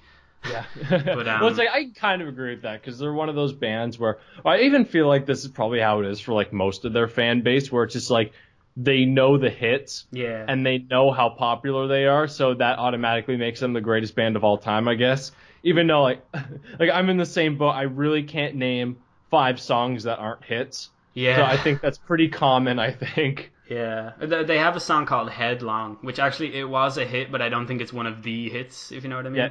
Yeah. I know that one. Yeah. That song is super cool. Like, they should do more stuff like that. And then Under Pressure obviously is great, but that's because David Bowie is there, so it's hard to give them much credit. Do you know what I find the weirdest thing about music? When it comes to people being inspired by one sound and then sort of tapering off that and into their own thing, is like Trent Reznor from Nine Inch Nails was like hugely inspired by Queen, and I don't really do you listen to Nine Inch Nails at all? Not really. They're like on a list of bands that I need to listen to, which is ginormous. I've always wanted to check them out more though. Yeah, well, they're one of my favorite bands. If I were to pick, it's them or Our Lady Peace. They're both really tied. But so Trent Reznor is like super inspired by Queen, and you can hear it in some songs. Like there's this track on the Downward Spiral called Heresy, and the intro to that is basically the intro to Radio Gaga. by Queen. But other than that, like I do not see where the inspiration comes from. Like I just can't wrap my head around the fact that Trent Reznor, like the guy whose output is some of the most like just industrial, like nauseating noise, and I mean noise. Like Nine Inch Nails is a noise band. And I just can't imagine him rocking out to Queen. Like there's no way I can reconcile that. Like it's so weird to me. Well, that's a comment I get frequently. It's just like, this sounds like a Nine Inch Nails version or something like really? that. Yeah, it's something I've seen around a couple times. I think it's just the mixture of like things that people are inspired by, though. Because like, of course, I can only speak personally, but like, there's this one song that I tried writing. I wrote like this 6 minute or like 6.5 minute long kind of just prog rock song. I sat there and like wrote it all in one day pretty much. But there's like a section where it sounds like Rush, like a total Rush ripoff. And then there's like a heavy section in the middle where it's just straight 4/4 time where like people could headbang to. Sounds like something it could be like, you know, something Trivia made or whatever. And then there's like this whole big melodic section that sounds like something Iron Maiden could have made. But hopefully, if people were to listen to it, they wouldn't catch all of those. Yeah, you know what I mean? I know what you mean. So it might be kind of the same sort of thing where it's just like you listen to a band you like who's saying like, oh, we're inspired by this. And then like maybe that section of a song is inspired by that, but then the rest is kind of stuff that you're not maybe as familiar with, or that's the best thing I can come up with anyways. Yeah. Have you ever listened to a Canadian prog band called I Mother Earth? I can't say I've even heard of them actually. They're not like, their first album is quite proggy, but they didn't continue being. I think they sort of ventured into like light pop rocky kind of sound around the 2000s, but yeah, their first album, which I forget the name of, you might be interested in that. Like it's I don't know. I don't really know a lot about prog music. Like it's never been something I've been hugely into, but I know that I really dig their first album. So, what are they called again? I Mother Earth, like the letter I. Yeah, it's a weird name. I don't know if you can hear that on the mic, but I'm typing that in right now in the document. Prog is something I've very much gotten into very recently, because for the longest time I was very just like all throughout public school and high school I was just like, oh, metal. I only like metal and stuff like that. But I find within like the last year I've gotten into prog. I've gotten into whenever I go to work I go on YouTube and just find like compilations of the genre. And then I just put that on my phone and listen to it all night. Because lately I've been listening to like a lot of ambient stuff, electric swing, a lot of, you know, film scores, soundtracks, classical, a lot of just different stuff out there. I guess kind of what we were saying earlier, when just like, you know, when you were younger and people kind of would just make fun of like, you know, the fact that you like Disturbed or something like that, and then come back later.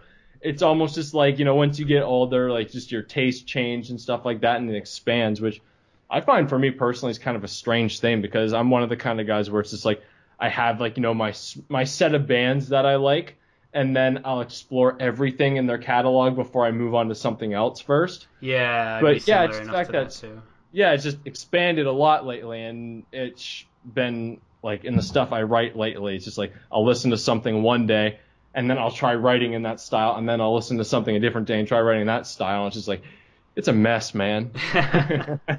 Yeah, I can imagine. I used to like really want to be in a band, and every single time I was trying to fulfill that dream, I just realized that I'm musically illiterate, like, and I can't figure out how to, like, it's like that part of my brain, that door just never opened. So that kind of sucks. What have you tried learning before? Well, I tried learning guitar when I was younger. I used to go to classes and stuff.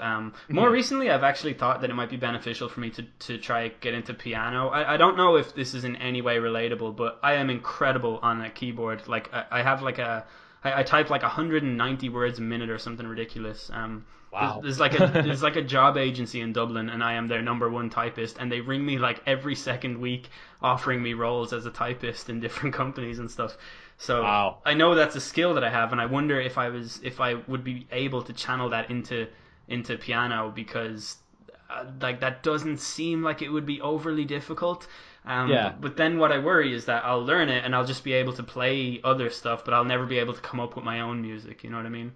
Oh, totally. I find it's just a lot of it's muscle memory, but man, that typing is impressive. Yeah, Like I don't think they told me it was 190 words a minute, but that just doesn't make sense to me. There's almost no way that could be true, but I don't know. yeah. Well, because like I sit here and I type and I use like two fingers on each hand, and then I move my whole hands around the keyboard. I poke the buttons pretty much. It's like it's not too fast, but yeah, I find a lot of it is like it'd just be muscle memory at that point. I don't really know because I'm not a good piano player myself. I have one and I can play maybe two songs on it max. Oh, So I don't really know if it would transition, but I imagine, man, if your fingers are as skilled as like you hear they are, then you might be able to do some amazing things if yeah, I like know. once you Like get the muscle memory down. that's the thing. I actually feel like it could be a serious. Like I know that I used to be able to get 100% on what I've done by Linkin Park on Guitar Hero, and that's got to count Yeah. for something in this world. Well, feel like it's a. I find it funny though how like that's such a big gateway for everybody though. Yeah. Like it's really like not super. I don't want to say accurate because I haven't played Guitar Hero ever since I picked up a real instrument. But it's just like I find it's like it's been such a cool gateway for it though. But something that I found interesting though was I was talking to an old coworker of mine who used to used to play piano. He was like amazing at it. It's just like the perspective because like again I'm a string player. It's like what I do best. I cannot do piano to save my life. So I'm talking with him about it, and he's just like, well, to me, piano, it's like it's easy because I just got two hands doing something, and it's like that's it. Like it's simple. And whenever I look at a stringed instrument, it almost looks like a guitar, for example, with all the strings and frets. He says it looks like I'm playing six pianos at the same time. Yeah. That's like, whoa, that's a pretty interesting perspective on it. Because for me, I look at piano and I'm just like, okay, I got my strumming hand and then my fretting hand. But then you look at a piano player, it's like they got 10 fingers going and everything like that. It's just like, man, Yeah. that's insane. Yeah, Or a it's- drummer who like, have both feet and hands going. It's like you're doing like four different things at once. And it's That's just like, drumming is the most underappreciated thing. Like It is. I watched like I mean I saw Blink, right, and like they're one of my all time favorite bands. Sort of like I will die on that hill. They're like an objectively bad band when it comes to especially their live stuff. They were absolutely horrendous.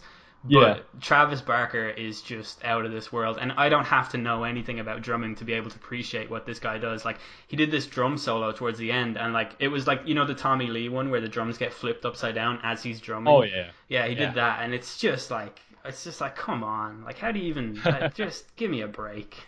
I don't know. I always find stuff like that insane because I know Slipknot used to do that too with Joey Jordison there, where it's just like, they lift him up and turn him sideways and make him spin, and there he is still doing like, double kicks at like, 200 BPM, and just like, are you kidding me?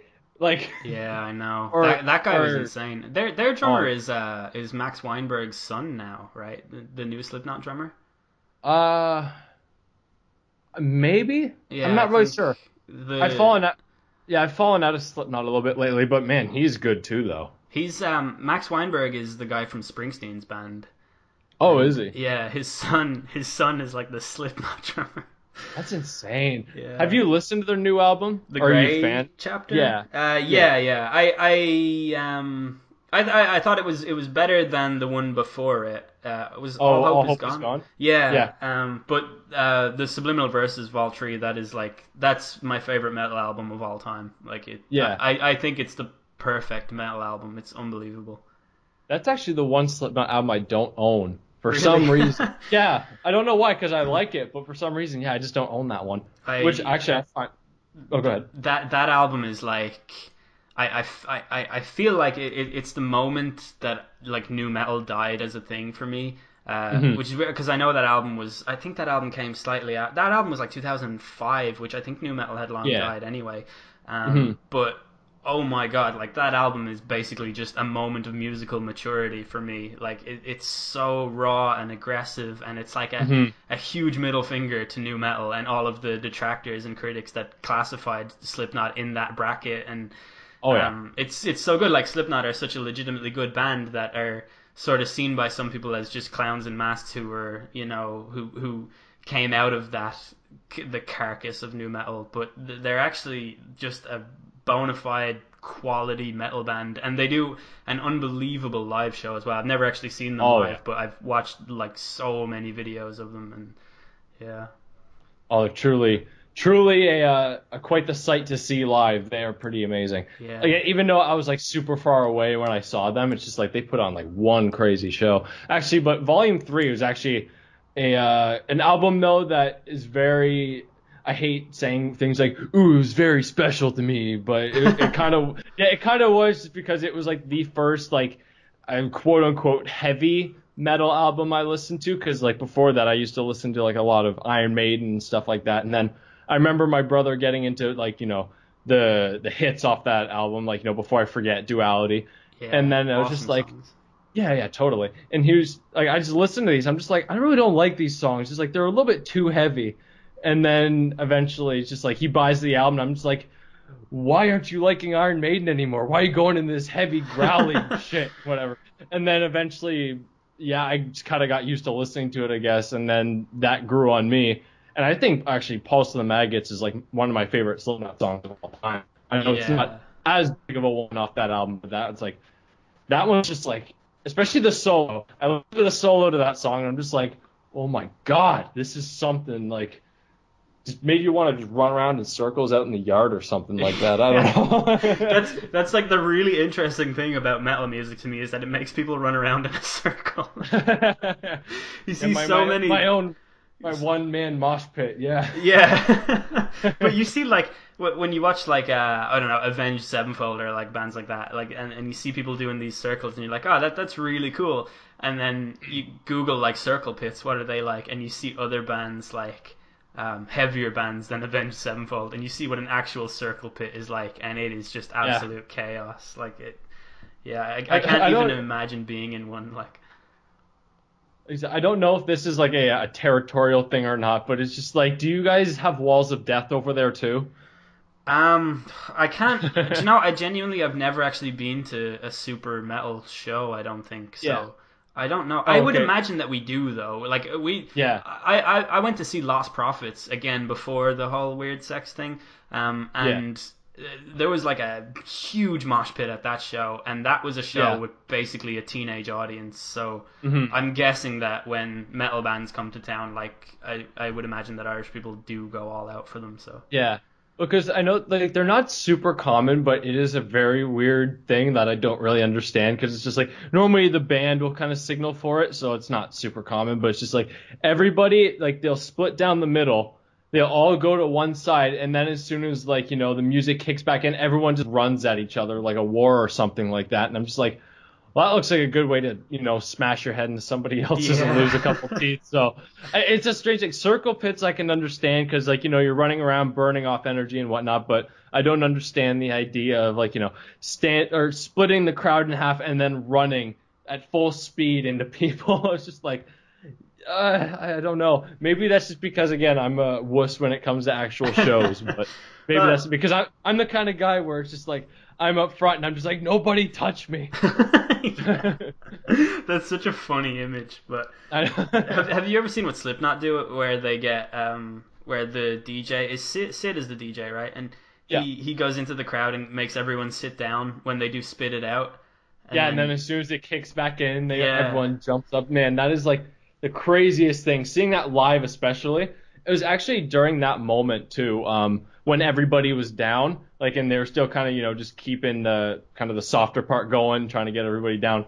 And then there was Corey Taylor just calls out a couple people from the crowd trying to get into a fist fight with each other during that part. Wow. And I'm just like, come on, guys, I want to jump the fuck up. Stop fighting each other.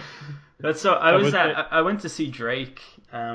Your countryman. I assume you're probably not much of a fan, but No, the only thing I find funny with Drake is that one album cover of him sitting on top of the CN Tower. Yeah. Where it's just like somebody actually did like they went full like not Bill Nye Science Guy, I don't know. They went full like sciencey on it, and like they did like measurements and everything like that. And if that photo were real, that would mean Drake would have had to been like 12 feet tall or something like that if it was like accurate. But yeah, anyways, yeah, go ahead. But I went to see him live, and he broke up a fight, and he just like kept on like screaming at this guy and calling him my G, which I can tell you, nobody in Dublin responds to that, because we don't know what the hell that even means. And he's just like, yeah, come on, my G. And the guy eventually turned around. Drake was like shouting the whole time. He's like, turn around, like turn the fuck around. And he turned around, and Drake was just like, stop fucking doing that. And then everyone cheered. It was just like a really interesting thing to like observe. Oh, that's funny. But also, I went to that show with my cousin, and my cousin is like personal trainer. He does calisthenics, and he's like just his bicep is like the size of my head, but he's very unassuming. Like, he's smaller than me. You wouldn't know that he's heavy. Like, you wouldn't know he's got all that muscle mass. And he tried to crowd surf, and nobody could lift him up. which says like how young the audience was, I think, mostly. But yeah, he was trying to crowd surf, and the people just could not even get that done. It was pretty pathetic. That's a gig where I was happy enough to go into the mosh pit, because I pretty much dominated it, and I'm a skinny guy. Like, yeah. Congrats. I see mosh pits, and it's like, man, that is terrifying, because my first show I ever went to go see Trivium, and I don't know if you ever heard of Whitechapel before. No, I haven't. They're like a deathcore band, like probably one of the heaviest genres out there, and they're opening for Trivium. And I just remember, little 13-year-old me in front of the barricade just waiting for Trivium to come out. And during Whitechapel's set, I look behind me, and I just see like this huge just circle pit going on. I'm just like, oh my God, I'm terrified. Just like, do not move towards my direction. Please stay in the center, please. Yeah, jeez. It is like, the mosh pits I've been in, I have been pretty fearless, but they've all been like tame bands, like Biffy Clyro had a little bit of a mosh pit going for one of their songs called, what's the song called? It's the second track on, what the fuck is it called? Doesn't matter. Anyway, they had like a little mosh pit, and like I jumped in that just to see what it was like, and it was like pretty tame. Like I could have stood in the middle of it, and no one would have even bumped into me. Oh, really? Yeah, and then like the Blink one was absolutely insane, because basically the entire venue was moshing. But I saw this. I think it's, what was the festival called? Something Sonic, Sonosphere Festival. Oh yeah, Sonosphere. Yeah. There's a band called Machine Head. You probably know Machine Head. Oh yeah, I've seen them. Yeah. So they were playing this song called The Blackened, or The Blackening. I forget what it's called. And there's a moment in this video from it's from like 2008 or 2009, the footage, and this woman stands in the center of a circle. I know what you're talking about. Really, you've seen this? I've seen that. Yeah. Oh my God, that's insane. Yeah. Because I'm a huge Machine Head fan, so just like I know how much like they can get a crowd going, because I've seen them twice now, and like I find they're like one of the top bands out there, just to really just get a crowd headbanging, just because like there's so much groove and just aggression to them. But no, I've seen that video before, because I was just browsing through Machine Head videos, and it's just like woman just gets destroyed in a mosh pit, and it was just like the funniest thing. She must travel like 10 feet. Oh, I know, it's insane. Oh man, I can't believe you've seen that. That's such an unlikely coincidence. It was years ago, but yeah, it's hilarious. Unless like, I don't know how common that would be, unless it was like some different video or something like that. It's almost certainly the same one, I'm sure. Probably, I'd imagine. So if it's Machine Head, I probably came across it at one point. Yeah. I know one thing I still want to see someday, though. It might be like not a great thing to want to see someday, but just like someone trying to crowd surf, and then they eventually try and go over the mosh pit and see how that goes while they're crowd surfing. That would be, or it'd be the funniest thing ever. This seems like something you'd see at like an Ailstorm show or something. Just like somebody crowd surfing, and then they go over a circle pit, and like the crowd tries carrying that person and just runs them around in circles or something like that. Yeah. That actually reminds me of something I've seen. Have you heard of Rammstein before? Yeah, absolutely. Their album, the one with Links 234 and all the hits. That album is unreal. Yeah, I've seen them live once before, and they did this awesome thing where their keyboard player, he got in just an inflatable boat, and then he just jumped in the crowd on like in this boat, and then just started just sailing like across the whole Oh stadium. Or wow. whatever. Yeah, no, they put on an amazing show. Like I was, me and my brother went. We got in for free because like my dad had connections or something like that. So we got like box seats, which is like the furthest location physically possible. But it was still like the best show I've ever seen in my life. It was like a Michael Bay musical, seriously. Wow. Just like so many explosions and everything. And just like you could feel how hot the flames were. And like again, we were like as high up as you can be in like, this huge stadium. So yeah, it was still up there for like one of the best shows I've ever seen in my whole life. Yeah, geez, you probably is. What is the best show you've ever seen? That one would be up there for sure. I think the first time I've seen Trivium, because that was like my first metal show, like ever. Yeah. Uh, yeah, that's tough because there's been a lot. I was supposed to see Metallica this summer, and like with Avenged Sevenfold and Volbeat, but I got really sick and couldn't go. Ah, damn. And that was devastating because those like I love all three of those bands. Avenged Sevenfold has been like one of my favorite bands since like the beginning of high school for Oh me. wow, So really?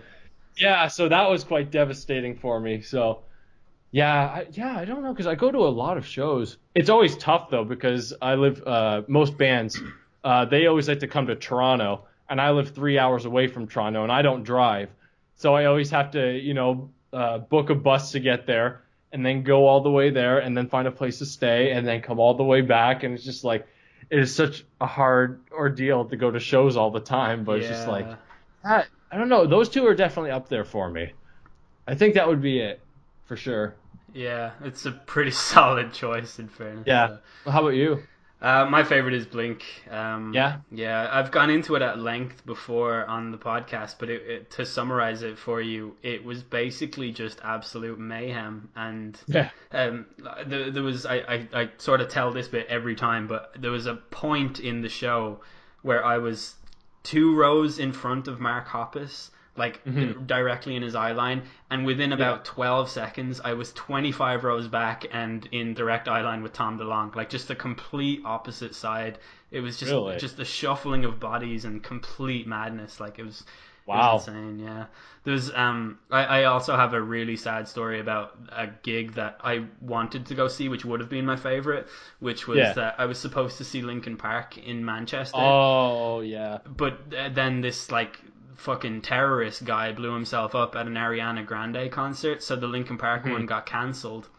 Yeah. And then obviously I'm never going to see them again live now. So it's Yeah. and even if I do, it won't be the same because like Chester Bennington was one of my favorite like Yeah. frontmen of all time. So Sorry, I was just going to say they're the number one band that were on my list of bands I need to see for probably like 10 years, but I just never got the opportunity. And and then like I had it and it was taken away, and now obviously for reasons much bigger than my disappointment, it's not going to happen again. Yeah. Like it's Well, the thing that I found disappointing is that he died on my birthday too. jeez. Yeah, so it's just like, it was my birthday. Actually, when I said I was supposed to go see Metallica, that was like supposed to be like a birthday gift for me, but like I got really sick. Oh, So, 21st birthday, I'm at home sick, can't go see Metallica, Avenged Sevenfold, and Volbeat, and then I find out that Chester from Linkin Park dies. I'm just like, man, this is the worst birthday I've ever had. Yeah, that is like really, really grim. Yeah. Yeah, it's like I was never a huge Linkin Park fan, but they're always up there for like one of the bands that like I knew how good they were. Yeah. And it's not like I listened to them and we're just like I'm not into them. I just haven't given them like a fair enough shot yet, because like up until recently everyone kind of just saw them as like a meme, a very memey band. Yeah, that's something that I used to get very sensitive about, because I like, while I abandoned Limp Bizkit and Mudvayne and Papa Roach and all of those like silly bands, Linkin Park stayed truly dear to me in the sense that I have all of their albums, and I love all of their albums, and I think their best creative output actually came way after the new metal bubble burst. Like my favorite album is A Thousand Suns from 2010. And just everything about that album is a masterpiece to me. Like I absolutely adore it, and I've loved everything that they've ever done. So it's not like I'm, one of those people that's sad that a doorway to their childhood was closed. It's more like this is actually a band that I truly held dear and was looking forward to like the rest of their career, you know. So it's I find it even sadder how much hate they got on their most recent album too. Like right Yeah. before that. It's like I really wasn't a fan of the direction they were going for, but it's just like, again, one of those things where it's like people kind of blew it out of proportion, I think, where it's like, oh, I don't want to say sellout because they were already like ridiculously popular at that point, but people are, they're going more mainstream, I guess is the right term. And it's just like, it's not like it was horrible or anything like that, but again, it was kind of a bandwagon thing, I think, for people just to kind of hate on it just because it was different. Yeah, And then exactly.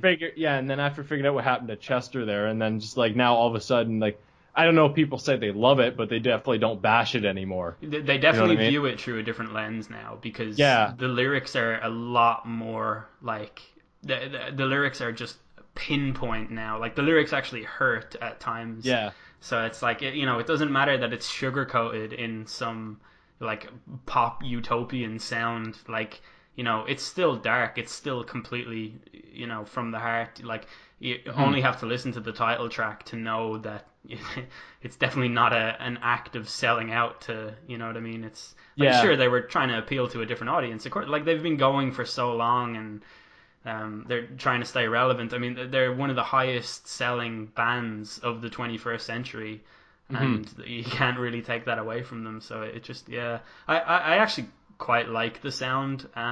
It wouldn't be my favorite album of theirs, but it was definitely one of my favorite albums of this year. Like that's a thing that had Chester not died, and I said that, people would just call me a blind fanboy. And I definitely recognized, that it's a much different sound, but I actually dig it. I've listened to the album tons of times. Like I know all the tracks off by heart and stuff, and like I like it. It gets regular play from me. So. Well, that's one thing I don't like, those, like when a band changes their style a little bit, or like, they do something that is like a little bit more straightforward and accessible, is like people just automatically assume it's like, oh, they're going mainstream or they sold out or something like that. Because I know one of my favorite artists right now, Steven Wilson, who I listen to like all the time, he's like, again, very known for like, the past 20, 25 years making like prog music. And then all of a sudden his most recent album, To the Bone, that came out this year, it's a lot more pop influence and not like, Miley Cyrus, Taylor Swift pop. I mean more like Beatles and ABBA sort of pop. Yeah. And then for some reason, whenever like he posts something about like that album on his Facebook, you can see like his longtime fans just automatically just bashing him and calling him a sellout and stuff like that. But it's like, honestly, I find there's nothing wrong with wanting. It's like if you're a musician, it's like you want people to come hear your music. It's like even if that wasn't the primary objective for him, it's just like you want people to come and listen to your music. And if you have to make it like, I don't know, it kind of makes it sound like I'm saying he wrote it for that reason, but it's not quite it, because you can have other influences. If you write something that you like, then it's just like, what's the problem with it, being more accessible? It's like, what's wrong with having more melody in your music? I guess to simplify it. Yeah, like there's an urge in people, and it's pathological, to tear things down based on what they see as a barrier, but it's in fact something that's come out of their own head. Like I know this from being a YouTuber. Like I've seen it. Like it has attacked me. Like I used to make a really specific type of FIFA video called Career Mode, where it's like I pick a team and I play as that team for a few years. I'm their manager basically. I do their transfers and all of that. And I was really good at that. I think if I started doing it again, I'd be considered like one of the best. Like that's not an egotistical thing. It's just I actually just have a talent for doing that. And I stopped doing it because I got sick of it. Like it was the same thing over and over, and I just couldn't take myself seriously anymore when I was listening to myself. So I started doing a different type of video. And when you do a different type of video, it's going to be packaged differently. Like it's going to have, a different thumbnail, a different title. And I got so many people just abandoned my channel. They were like, oh, this is the last straw for me. You could at least not do clickbaity titles and stuff. And it's like, I haven't even, I'm just doing a different type of thing. Like, I'm really sorry, but I cannot go on. It's either this or nothing. And like the amount of people who would say, well, then don't do anything at all. Like, it's so selfish, and it's so just completely self-important and devoid of critical thought or like analysis of any kind. It's just, oh, I don't want you to do this, therefore you're not allowed, because in my head you do this, and if something breaks that, I just can't have it. So goodbye. You know? Yeah, well, that always sucks too, because like especially when they're being selfish, but they think you're being selfish because you want they think something that different. It's like you're it's a harming them in strange thing. some way. Like, Yeah, it's just like, well, you know, I'm here to entertain everybody, but at the same time, what's the point on doing the exact same thing over and over again, like you say? yeah, exactly. It's Yeah. about like you have to be comfortable in yourself, or else there's no point Yeah. in doing anything. So if you want to try something different, like just try it. Like I'm totally about that. Like I really like when bands do different things. I'm excited for how it sounds. Like Noel Gallagher's latest album is like a psychedelic trip into some spacey western psychedelic opera, and like it's awesome. I absolutely dig it. And so many people are just like, oh, he's trying to do this, he should have stuck with the old. And it's just like, Yeah. God, just let the man. You know, Yeah, he just let does him do not what he need to wants to prove do. anything to you. It's been 23 years of unbelievable music. Like, just let him do something different.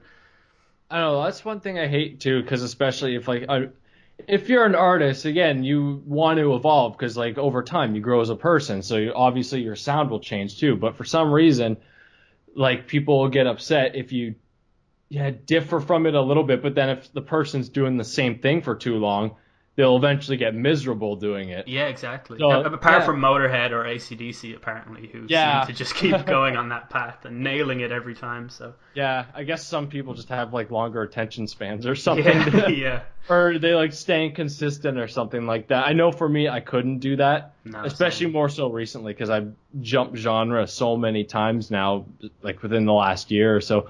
Yeah, I have a hard time getting into bands like, I really didn't want to name drop, but there's like bands, a lot of metalcore bands I find out there, like, you know, Kill Switch Engage or even Disturbed a little bit, where it's just like, it seems like they do the same things like quite frequently. Yeah. And it's just, I like it when bands like change their formula up a bit. It's like, you know, be for like, you know, metal standpoint, you know, maybe try being a little more technical, maybe being a little more melodic. It's just like, it's pretty much just like trial and error. And then for some reason, a lot of fans don't enjoy it because people are afraid of change or something like that. Yeah, like Bring Me the Horizon are a great example of that, because they're this totally. hugely popular band now, like probably one of the biggest like metal bands out there, and they have a core legion of hardcore fans that just hate them now, and they're like, oh, it's like the dude Ollie can literally not go on singing the way that he was.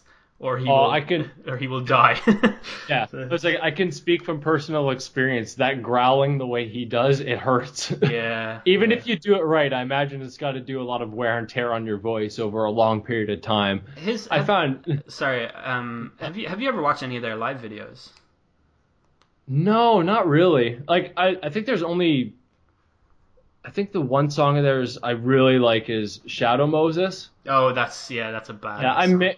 Yeah, I may have checked out some live videos of that, but I think that was about it. The dude, he basically cannot do anything live anymore, and it's really? really weird because I don't know a lot about music, as I said, but I know that his technique, the reason why he changed to that sound, is so that he can sing through his diaphragm, like what Chester does.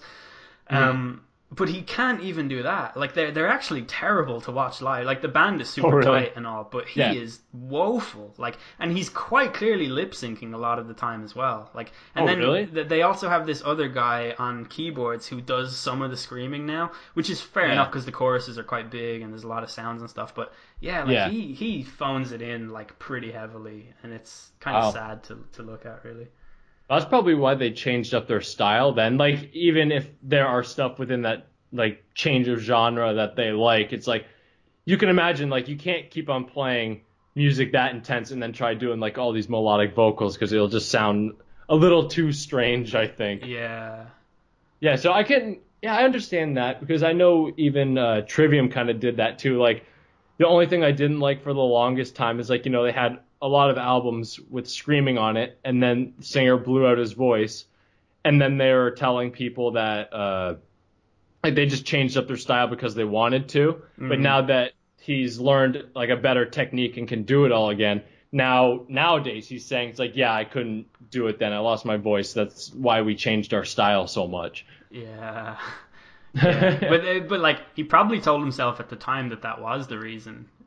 You know, like it can be could like be, a yeah. huge it can be like a huge dagger to the ego when Mm-hmm. you can't do the thing that you used to be able to do, but people are relying on you to do it. You know what I mean? Like Oh. I obviously am a massive Oasis fan, and I can pinpoint the exact moment in their back catalogue when Liam lost his voice. I know it was in the year 1997, and it was halfway through their Be Here Now tour, and from then Yeah. on, his voice is in tatters, and like.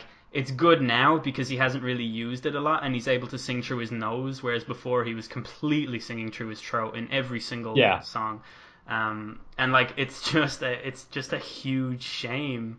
And what I do like is that he's perfectly honest about it. He's like, yeah, my voice Yeah. can't do it. He says it's his biggest fear on stage as well. He's like, I'm afraid my voice is gonna go.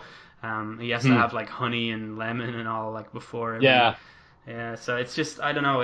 Like I bet that was a huge deal for him when that started happening in '97 because Yeah. like you look at him on stage, like he is larger than life and untouchable up there, and his voice used to be incredible, and then it just turns into a man screaming into a bin. It's just I do find that to an extent, even if the vocals don't sound that great, I do find it kind of more respectable than relying on like lip syncing and stuff like that. totally, yeah, absolutely. Yeah, because I find the only band that I'm okay with using backing tracks is Ghost because they have like a lot of big, epic, almost choiry sounding stuff, and it's like yeah, their songs are like really big sounding. So it's like their singer he still sings, but they have backing tracks for harmonies and whatnot. So Yeah, it's like that's fair. Like, Yeah. if a band can't afford to bring a fucking choir on tour with them, like they're gonna have to improvise that in some way. So like that's totally fine.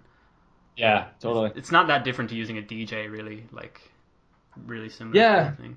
It's kind of a strange thing. I don't know. I could totally be ignorant to this sort of world, but that's why I have a hard time kind of understanding back in like 2011 when people went to go see dubstep artists and whatnot. Yeah, Because like that was I don't know. strange. Again, yeah, I can be totally ignorant. Maybe they're doing a lot more work than it looks like, but I don't know. I have a hard time just understanding that like people just like going to watch a guy just stand there and turn knobs and levers and whatnot. How But, do you imagine again- a David Guetta concert goes? Like, how do you picture that? You know, because every single one of his songs has a feature from someone else, right? So if he's on tour and he's doing a song, like what's happening there really? Because no one is going to be singing it. Like, Yeah.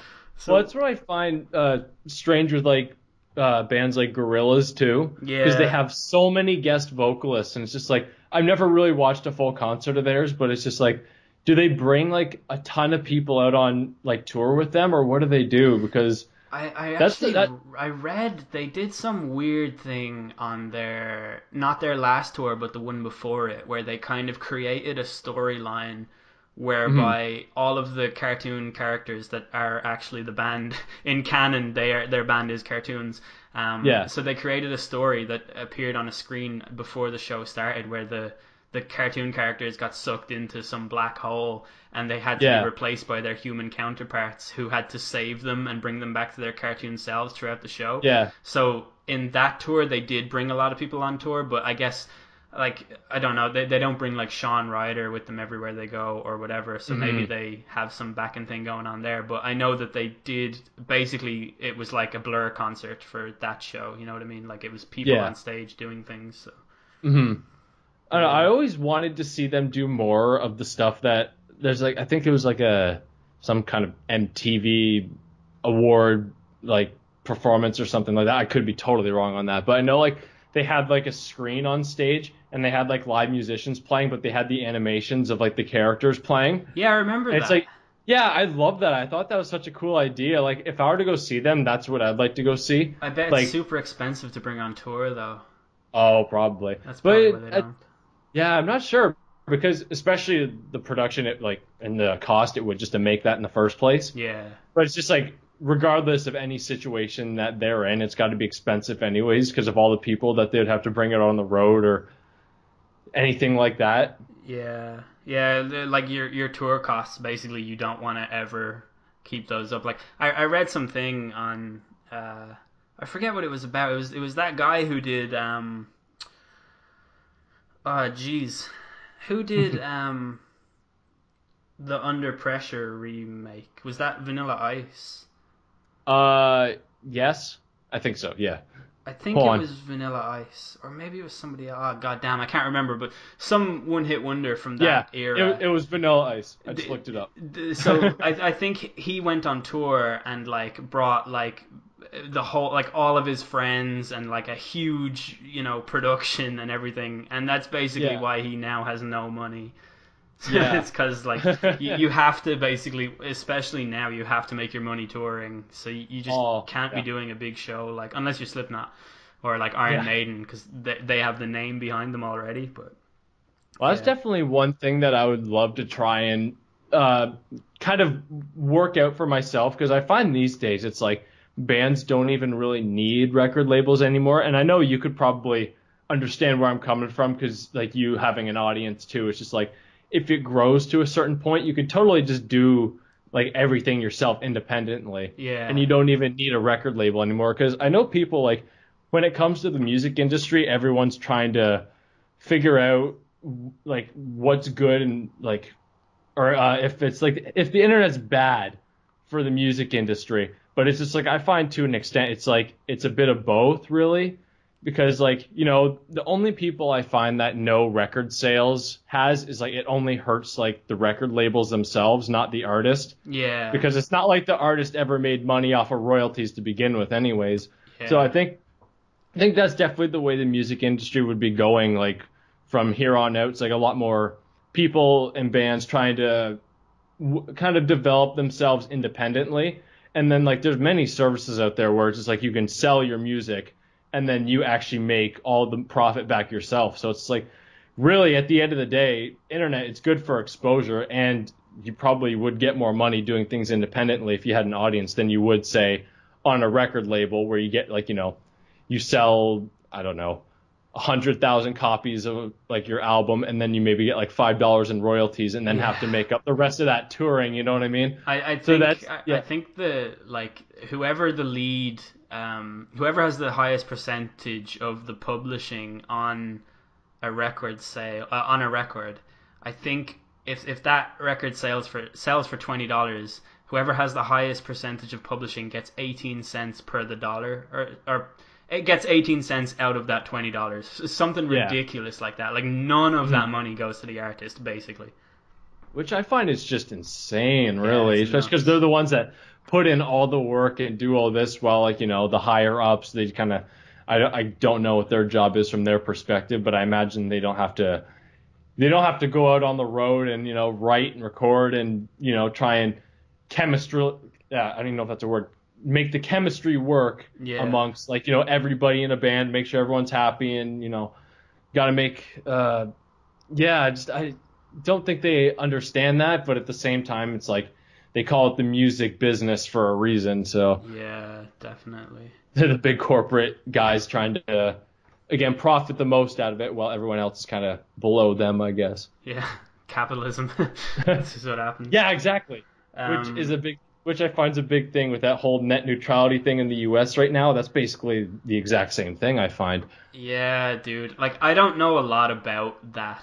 Yeah. Yeah, It's I don't know that. how much you would have heard about it over there. Well, I don't know no, if it's it's a big. big deal here, but Yeah. a lot of things that come around now that trend worldwide like that, like people have like an entry level knowledge of it, and I try to avoid talking about it until I know a lot. But I watched it. Do you know who Ben Shapiro is? No. He's like a conservative commentator, and I am not a conservative myself, but I like to listen to conservative voices so that I don't find myself living in a bubble. You know what I mean? Yeah, yeah. And Ben Shapiro is like really intelligent. He's really well educated. He's not someone I would ever like to have a debate with because he would absolutely destroy me. But he had a take on net neutrality, and I don't know a lot about net neutrality, but I know that everything he said is completely wrong. Like it's Yeah. just one of the most inaccurate takes I've ever seen, and it does actually seem like it's a bad thing. But I think the backlash is going to be so so widespread that I just can't see them actually immediately turning it into a fascist network of, Yeah. you know what I mean? So like I think it's probably safe enough for now, but I understand from watching Philip DeFranco, which is annoyingly where I have to go and get most of my news nowadays. The fight is basically not over yet, so like we'll see what happens there. But I do genuinely feel like it's a loss for like freedom just to not have net neutrality. Well, I find, just that the thing that bugged me the most, since like I never get political or anything like that on any social media platform, but I posted about it on Twitter, and it's just like that's probably the only time I ever will say anything about it. But I hate the idea that, there's like literally millions of people. Like if you go on Twitter and you just type in like, hashtag net neutrality and go to latest, there's like, 50 to 100 comments posted about it like every single minute. Yeah. And it's like this has been going on for like weeks now, ever since like they said they were going to vote on it again. So it's like there's millions of people out there that don't want this thing, but yet at the end of the day, I actually watched the vote, the live stream for it, and it's just like, oh, we don't care about these millions of people. The three of us want this, so that's what's going to happen. Yeah, and the like, two people that kidding? voted no had such impassioned speeches. I know. Yeah. That made me so angry. And then, Jeep Pie at the end just like, so I take it you're a no? I'm just like, God. That what fucking an guy. asshole. That fucking and guy. Normally, like, again, it wouldn't be something I'd be so passionate about because, again, being from Canada, it's like it wouldn't affect what happens here directly. But the fact that, like, so much of what happens on the internet relies on the States. Yeah. That's so true. It's just like, regardless of what happens, maybe directly it doesn't change things for us, but it's just like, it'll change like the internet completely for everybody worldwide. Yeah, I certainly hope that it will lead to countries saying we will not repeal net neutrality in this country. I would imagine Canada will be one of the first countries to come out and say that too, because Canada is very progressive and they like to. Like Justin Trudeau is a very progressive figurehead to have, and I feel like that's the type of thing that would be like really good PR for him if I were looking at it cynically. Like that's what I would say. Yeah. Well, I think he's already come out and said he does support net neutrality. Oh wow! I think even before the vote he said that. But yeah, so I'm hoping at the end of the day, but Canada also has the reputation of like following whatever the U.S. does. So to a degree, though. Yeah. Like I don't know. I don't know anything about politics whatsoever. So yeah. This is the only thing I know a lot about because like so much of what I do relies on this now. Yeah, well, that's what happens though. I think one of the biggest problems in 2017 is that loads of people are talking about politics, myself included. Like I find myself drawn into these political discussions and arguments when, like, the truth is I don't really know a lot.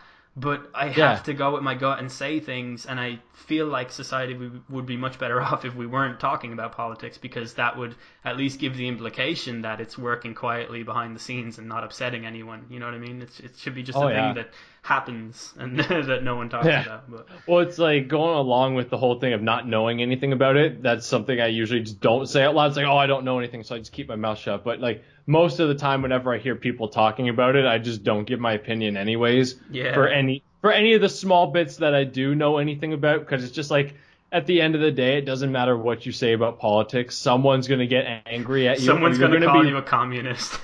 Yeah, or something like that. Or someone's going to, like, write up to you on how they think you're wrong one way or the other. Yeah. Even if, like, what you say, of course, to you makes perfect sense. But it's just, like, to somebody else, again, just difference of opinion. But they think of it as just facts almost. And it's just like, it's an insane world, and I feel like anybody that tries to get into it must be insane. Yeah, I completely agree with that. Yeah, I just like to boil it down to that. It's like everyone says that every president's bad or something's wrong with them. And I'm just like, well, regardless of, what their political views are, personally speaking, if you want to get into a job with that much responsibility and pressure, there's got to be something wrong with you to begin with. I genuinely believe that. You have to have either a burning desire to make the world better, or else a burning desire to sort of constantly reaffirm your worldview or something like that. Like I don't know. I mean, that's like my small brain looking at it, but I really, I think about what it would take for me to get into politics, and as cowardice as it is to say, I don't really think there is a single thing that could happen that would force me to, to politic. I just can't see that happening. So, yeah. Well, we've been recording for like over 2 hours now, dude. Yeah, wow. Yeah. It's getting dark outside. Actually, I was listening to your other podcast today, and you talked about Flux, F.Lux. Oh, yeah, Flux, Yeah, I got that out of your recommendation. No And way. I gotta thank you so much. That's awesome. Good Lord. It's in effect right now. It's kind of at the halfway point right now. Yeah. And man, my room, it feels so dark, and I feel like I can go down and sleep for like another 5 hours or so. Yeah, it's love such an this. awesome little app, especially with your sleep pattern, right? Like I doubt that blue same. light was doing you any good. So No, that was a big problem of mine because, again, I would wake up after sleeping for like 2 or 3 hours, and I was like, okay, I'll go online and check out, what's going on YouTube, Facebook, the standard stuff. Yeah. And then next thing I know, it's like 6 hours later, and it's like, shit, I should have been sleeping. yeah, And it's now- like properly an addiction. Like it feeds into your brain the same way that like things like sugar do, or yeah. like things that give you that dopamine rush. It's crazy. Yeah. Well, it's like I know I've watched like a small documentary in China. There's actual like rehab facilities for social media addiction. That's crazy because all social media is banned there. They only have like Oh, is it? well, I think Twitter and Facebook, they have like some government sponsored versions of those sites. Which, Yeah. I mean, they do have social media, but it's crazy Yeah. to think to me that even their diluted, like Yeah. communist Well- government sponsored version of social media is that Let's say, addictive. well, I think it was China. Hold on, I gotta look this up. Otherwise, I'll look like a fool. Could have been social- Japan. Maybe rehab. Yeah, China's rehab for internet addiction youth. Jeez, It's like, yeah, I guess that's a thing. So, Man. that is such a dystopian concept right there. I could see that being like a common thing around here Yeah. within like the next 10 to 15 years. It definitely wouldn't surprise me, but it'll be one of those things though that society looks at and thinks, "Pfft, yeah, like you know what I mean. Like when someone comes Yeah. out and says, "Oh, I'm sorry, I cheated, I'm a sex addict," it's like, yeah, all right, Yeah. pal. Well, it's definitely something that people don't consider a big deal because now people just say it's like, oh, it's just, it's just an everyday part of life now. It's just what we've grown into. But Yeah. I find something that you guys said in that podcast, like very true though, where it's just like, it makes people depressed, like just going down your Facebook timeline and you see like this filtered version of people's lives, like this happy filter Yeah. that everybody likes to put out there for everybody. And then again, you just look at yourself and be like, well, why am I not doing fun stuff 24/7 like all these other people I went to high school with or something like yeah, that? dude, I can pinpoint an exact time in my life when I thought that, and I was working this office job and I hated it, and one of the girls I worked with, she added me on Facebook, and I looked at her page, and it was like all holidays from when she went to Egypt and Spain, and Yeah. I was like wondering, how did she even get the holiday time to do that? When like, and I'm sitting there in the same fucking office. I have the exact same amount of allocated holiday days, right, and the exact same pay as her. But I Yeah. thought that her life was objectively better than mine because she got to do all those things and I didn't. It's just Yeah. that, like, I was too young to recognize that at the time, but that is such a ridiculous. Like, I should not have been feeling that about anything, but I actually Yeah, was I like, know. shit, I need to look at myself, like, this is not Yeah. good.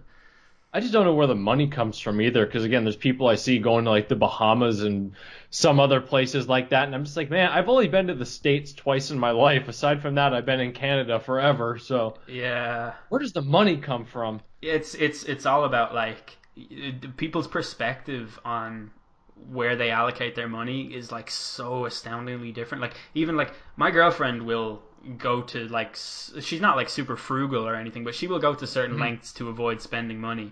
And like Yeah. I am just not like that. Like I will spend an extra like €5 for the sake of convenience or whatever. Like I'm so I'll tip my driver like money that I don't have if I like him. You know what I mean? Like I'm just not. Yeah.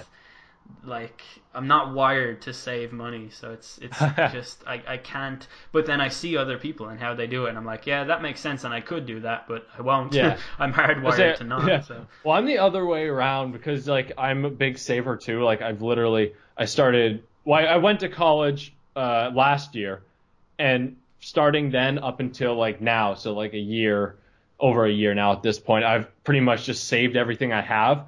So it's like I probably could afford to do these sort of things, but I'm just like, I don't know. I kind of like having this. yeah. I like having this money here, and it's like I reinvest most of it too. So again, I guess at just this point, I'm just like, oh, I'll wait on the vacation until I actually have, a decent stream of income, and I'm not, working night shifts in a grocery store anymore. You're like the opposite of me. Like Oh, there really? was, I was so I recently moved jobs, and my new job pays like not like almost 50% more than my last one. So Lucky guy. for like the first time in my life, I have disposable income that Yeah. after my rent and all of that is paid, and I had like €18 in my account. Yeah. And I had just watched that fucking Snowden movie with Joseph Gordon-Levitt, and I was Yeah. in a shop and I saw a Rubik's Cube for €12 and I bought it. Like, instead of Oh, eating man. that night, I learned how to do a Rubik's Cube. Now, okay, do you guys over there, whenever you pay like for anything like with a card of any sort, like when you use a debit machine, do you just have an option where you just press your card like against the machine and then Yeah. it just pays? Yeah, okay. Because we got that very recently, and I feel like the want to just buy things impulsively increases so much more. 100%. And what's Yeah. worse is that I don't. It depends what bank you're with, but the bank that I'm with, the money doesn't Mm-hmm. actually come out of your account for a few days. So Yeah. you can. It's the worst for drinking. Like I go out a lot with my friends to the pubs and stuff, and I'm telling Yeah. you, when you drink enough pints, it's real easy to forget how many times you've tapped your card against the machine. Yeah. And you come home the next day and you're like, oh, not so bad. And then 2 days later, you've got $4.50 left in your account, and you're like, damn. Now, I must ask, how are pubs very common over there? Yeah. Yeah. Yeah? Oh yeah. Yeah, because there's only like one or two in like my whole city. What? And yeah, What city do you Like, live there- in? it's Kingston. It's just a small city. Wow. Again, it's just like 3 hours away from Toronto. Like, I find it crazy because again, I had friends in college that lived in Cornwall, which is even smaller. It's like a village pretty much. And then when I met them, they're just like, "Oh, Kingston's like, it's a big city," and I'm just like, "Really?" Because I traveled to like, Toronto all the time, and it's just like that place is huge in comparison. This feels small, but yeah, we only got like 2 pubs here. Oh my god. I genuinely, like, this isn't me trying to win cool Irish points or anything like that, but I genuinely cannot conceive of, like, living in a place where there's only 2. Like, I live in a town called Swords. It's like a kind Yeah. of, I guess, a suburb of Dublin or something. Yeah. And it's a fairly big town. And, I mean, there's probably like 20 pubs in Swords alone, I would say. Really? And in Dublin City, I don't even know how many pubs, but it would shock me if it wasn't I mean, it's definitely over 50. I don't know how many it is, but Wow. yeah, I mean, there's a lot of pubs in Dublin. Yeah. Wow, that's insane. Because I know we got a lot of bars and stuff like that, but no real places with like the pub atmosphere almost. So it's like, are they like sort of those new market like? Sort of, yeah. Again, but I love like the whole vibe of a pub, but it's just like, yeah, there's like nothing here. It's like half pub, half like restaurant. It's almost Yeah. like the pub thing is an afterthought, and it's kind of just a theme almost. Man, that's because it's weird because every time I imagine myself living in Canada, there's always really Yeah. nice pubs that I can go to get in out of the cold. Yeah. And, like, Well, I don't know about, other cities, but around here, yeah, there's definitely not. It's actually not as cold here as people say it is. yeah.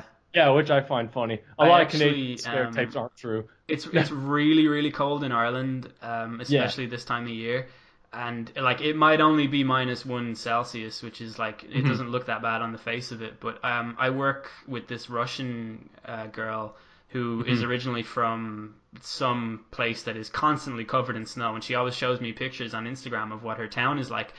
And I'm like, whoa, it looks so cold, and she's like, it's not as cold as it is here because we're next to the Atlantic Ocean, and we have like this wind chill, like this really wet breeze that comes in, whereas in Russia it's a dry breeze, and just the difference, like the breeze here gets into your bones, like it's so damn cold, like it doesn't matter how many layers you have on.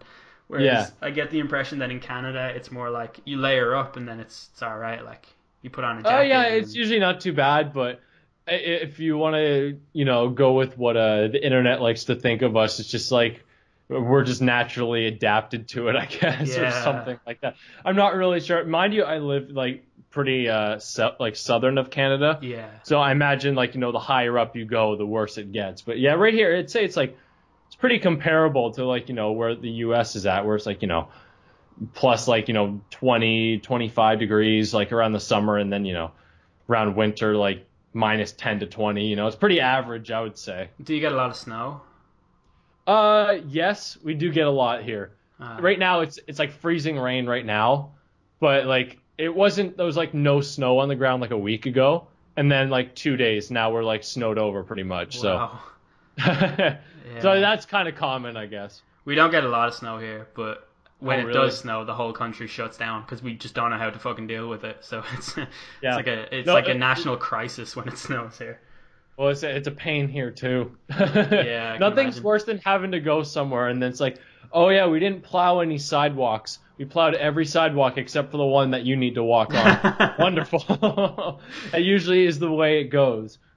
Yeah, that does suck. I remember in 2010 we had this huge freeze in Ireland, and like there was snow that just disrupted every single business in the country, and like I got a few days off work because of the snow, and that's something that's just unfathomable. Like in my lifetime I've never seen anything like that before except for this one time. So it's just and that was snow that covered mostly everything. But the government, like, there's like 5 snowplows in the whole country, so it's just, wow. Yeah, we're just so underprepared because like it's not part of our climate, Yeah, well, it's like it's even crazy too because I'm actually through my YouTube channel I met someone who lives in LA, and it's just like hearing about how it's like sunny there all the time, and it's like almost summer weather a lot of the time. I'm just like, man, that's insane. Yeah, like LA is unique in the sense that there's no humidity as well. It's just heat, but it's not humid. Yeah. Yeah, it's just a strange thing, but at the same time, it's like I'd rather take cold winters than have to deal with like hurricanes or something like that. Yeah. Because we don't have to worry about that here ever. So. Or earthquakes, like. Ugh. Oh, we get earthquakes. It's very rare, but we get a lot of tornado warnings though. Like this summer alone, I think we had like 3. Oh, wow. So, yeah. So I don't know if it was just unique to that year or whatnot, because I really don't pay attention much. But it's probably climate change, I'd say. Most likely. Yeah. Although climate change is a Chinese hoax, so. I don't know. I'd believe it. I listened to enough Bill Nye and Neil deGrasse Tyson, so I can believe it. Yeah. No, I'm definitely the same. But, they're kind of smart guys after all. Yeah, that is true. I'll give them that. Yeah. So, yeah, should we end it? Yeah, I gotta make myself food. Yeah, cool. I haven't eaten all day. Oh god damn, you need to tend to that.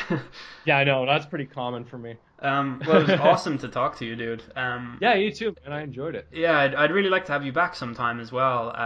Anytime. Just message me. Awesome. Yeah, I'll work out some topics and things like that, and I'll let you know. And to all of the people listening, all of your links will be in the description. All of your links being Twitter and YouTube, because those are the only 2 I know about. So I'll Those put are the only ones that I feel are semi important, I guess. Yeah. So yeah, thanks, man. Appreciate it. Yeah, no, thanks a lot for coming on. It's been really cool. So hopefully we'll do this again sometime. Oh yeah, of course. All right. Peace. All right. Later, man.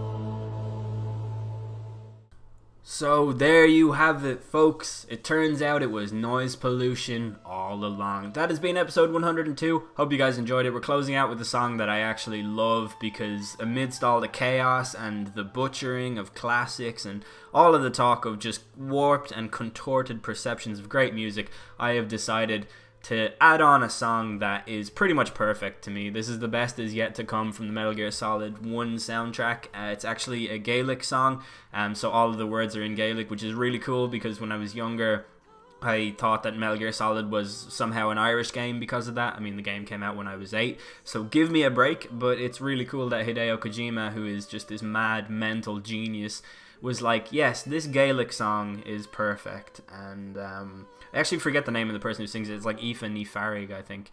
But anyway, this song is one of my favorites, probably in my top 10 favorite songs of all time. As weird as that is, I know that to some people it doesn't exactly sound like music, but to me, it is the perfect creation of music, and it's just fantastic in every way. So it's basically the antithesis of Pluffnub's YouTube channel. But anyway, I really enjoyed that conversation. I think it'd be really good to have him back on, just talk about general topics and things like that. But his insight on music is definitely like illuminating to me because there's so much that I don't understand, and it seems to come quite natural to him. So that's pretty cool. But anyways, I hope you guys enjoyed. If I don't upload anything between now and Christmas or whatever, I hope you guys have a good Christmas. There's no point in doing a Christmas special episode because I've done 2 of them, I think, and there's really nothing else I can say beyond the fact that I like Christmas.